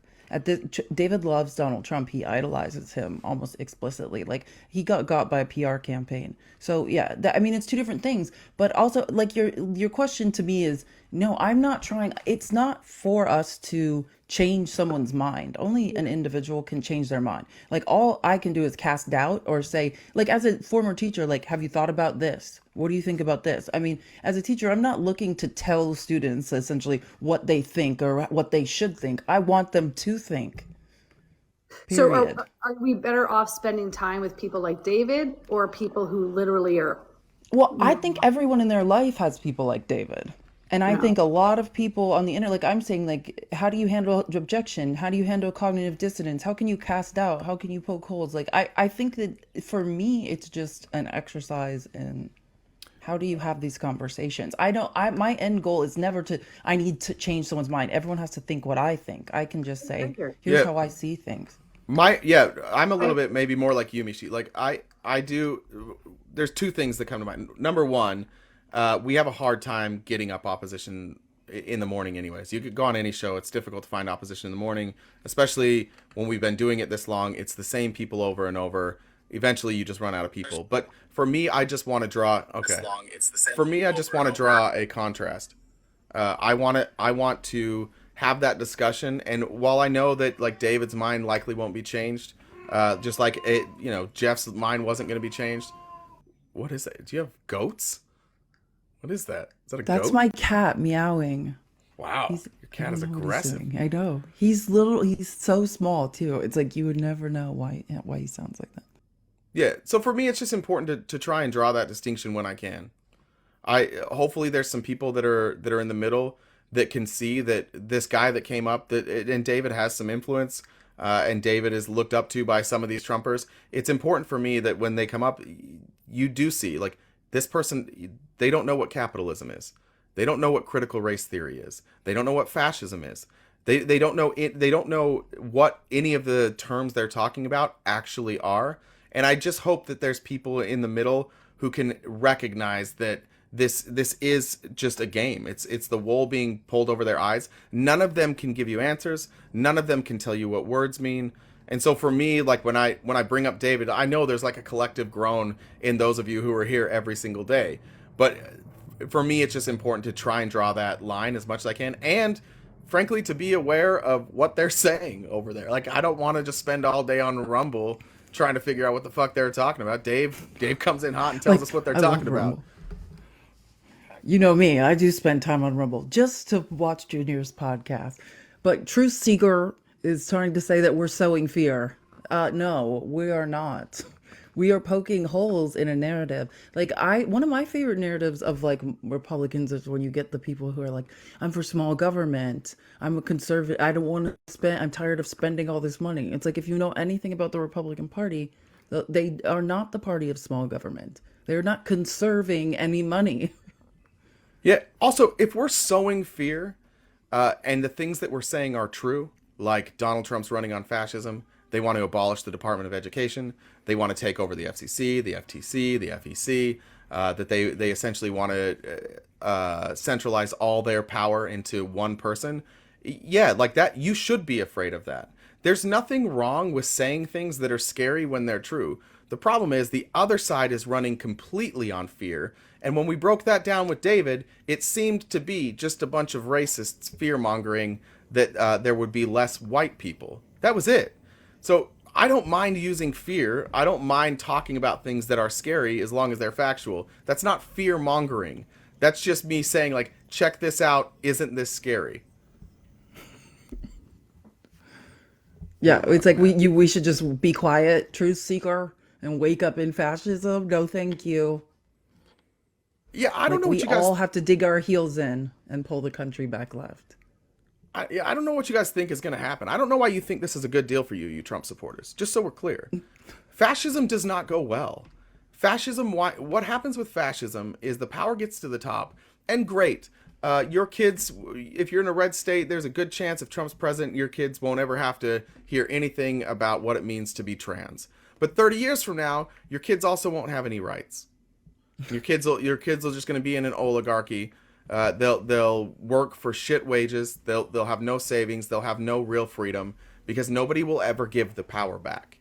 And there is nobody on this earth that should ever be given the amount of power that they are advocating giving to Donald Trump. I don't care whoever you think the best person is on earth, that person should not be given the power that they're advocating given to Donald Trump. Nobody should have that amount of power. Power corrupts every time. Every time it corrupts.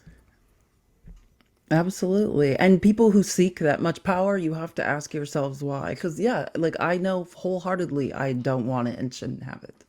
And people who feel otherwise, you need to wonder why. Except Mitt Romney, someone said. Yeah, Except yeah, Mitt. that's right. Mitt wouldn't take it, though.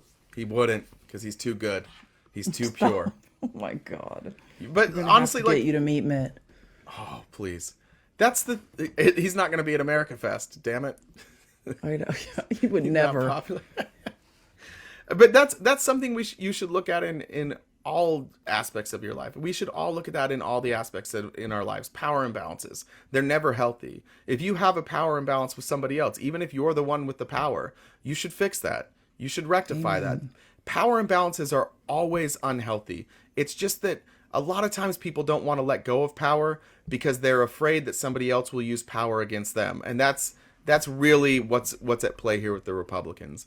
The Republicans are telling you that we're all coming after your kids, we're coming after your guns, we're coming after your wallets, we're attacking you, we're bringing in immigrants, we're coming after you. And so the only way for you guys to stop this is to coalesce around one person, and that big strong guy who shits his pants is going to show up and he's going to fight for you and he's going to give your rights back. And then when he's done with that after a day, everything's going to go back to normal. You guys can't be this dumb. You can't. This is what every fascist dictator in the history of our country has said. I just need power for just a minute. Just a minute. And then like 10 years later... Just till I fix things. Just till I get everything back on track. 10 years later, we're genociding people. It's just like you don't look what's happening right now in Israel. Look what's happening with Ukraine and Russia. Look what's happening all around this world. Look what's happening at our southern border. When you wind up with this power and you use people as fear tactics, as you say, like these people are replacing you, these people are going to attack you, you then start to be able to justify atrocities, justify hatred, justify violence, justify bigotry, justify racism. That's your modern Republican Party. They've run out of ideas, so they have to scare you, and once they scare you, then you can justify all sorts of awful things. If you think for 1 second that the Republican Party isn't completely run by white nationalists now, at least their ideologies, you're out of your fucking mind. It's on the debate stage now. They all think that the replacement theory is here. They all think they're just coming after white folks. That's what we've got right now. We have a minority, or soon to be a minority, trying desperately to hold on to power because they're a little afraid that because they abused their power for so long that there may be some retribution. And you know what's crazy? The Democrats aren't even advocating for retribution. We're still just advocating for the same things. We're still advocating that you treat people the same regardless of what gender they are, regardless of their sexuality, their race, their religion. We're still advocating for the same thing. You don't hear any of us advocating that we come in and we take the rights and privileges away from white people. You're just being told that so that they can get control. We're not your enemies, guys. We're not. I want you to have the rights that you have. I just want you to also think that everybody else should have the same rights you have, and stop being tricked into being racists, into being bigots. Like, you are the ones that are being fear-mongered at, and it turns you into ugly people. I honestly believe, had David not been a political person, he would not hold virtually any of these views. Again, he has biracial children. I agree. And I bet he loves his children. I bet he's a good dad. So. Yeah. Yeah. I know. It's just like when you look at the facts, it doesn't make any sense. Like, it's just about like there's not a finite amount of freedom. It's like when you look at the Republican viewpoint, the replacement theory. It's like saying, hey, if I give other people their rights, I will have less rights. Like, that's not the reality. You're not losing freedom to give other people their freedom. As they say, Cody says on Sister Wives, love should be multiplied, not divided. Not divided. I love divided. Sister Wives. Sister Wives, Mindless by the way, reality TV. Who saw Sister Wives becoming like this women's empowerment reality TV show? Oh my God, it's gotten dark. Yeah, it went from like Cody's running shit to these women like, all right, listen, motherfucker. They're just like, F this piece. Like, been he's lost beautiful. everyone except Robin. He's literally lost all his wives. The show is just them to shit talking him. Like, this is what I'm saying. If you guys ever get a little depressed, just watch reality TV. And then you'll immediately be like, oh, it could get so much worse. I could have a camera crew following me around while I look stupid. I could lose not one, not two, but 3 wives. I could lose 3 of on them. TV. Yeah. Over a decade-long period. And by the way, I taught my kid. I raised my kids according to God's plan, and wouldn't you know it, a bunch of them turned out gay anyways. I guess it didn't work. I guess none of this was working out. I lost my wives. Some of my kids are gay. None of them waited till they got married before they had sex. Yeah, it was a disaster for him. It was a disaster. Not one of them wants to live polygamy. They're all just like, no thanks. Yeah. I grew up in this family. Okay, that's my hard cutoff. Felice, well done today. Well done. Oh, no, you well done. You were great today. We will see you guys tomorrow morning. I want to give a special, just a shout out to Whisper. You guys may have caught his concert last night, but our YouTube, you'll notice on our YouTube page, there's a lot more videos and clips coming out. And we're going to try some different things. So some of the clips, like, it's going to be hit and miss on what we throw out there, but Jake has spent hour after hour after hour sitting in front of his computer, editing clips, making sure they're posted, scheduling out the posts on YouTube, while he also does the merchandise. So while that doesn't necessarily mean a lot to you guys, because the content's just there, and I don't expect you all to love Jake, I just want to say publicly, Jake, I appreciate all the work that you're putting in. None of us, look, we hope someday to get paid by YouTube for what we're doing. We're not paid. This is all actually us caring about what we're talking about, caring about being advocates, and caring about making a change. And so to Jake, thank you. And then to the mods, I don't know if all the mods are here. We've added a few Pragmatics, Travel. What's that? Whole. Yeah, that's right. We made Whole a mod, which is insane. I still don't know why I did that, but Whole, Travel Casey, Pragmatics, and Just Kim.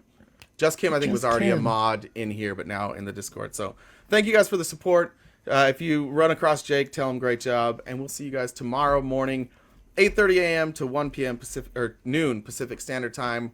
And then I believe, Felice, are you going to go live Friday night as well? Yeah. Okay, I will not be there this weekend, but you can catch Felice Friday and Saturday night with our good friend Nemo, our favorite Georgian. Exactly. Thanks, Jake. Yeah. See you guys. Bye, guys.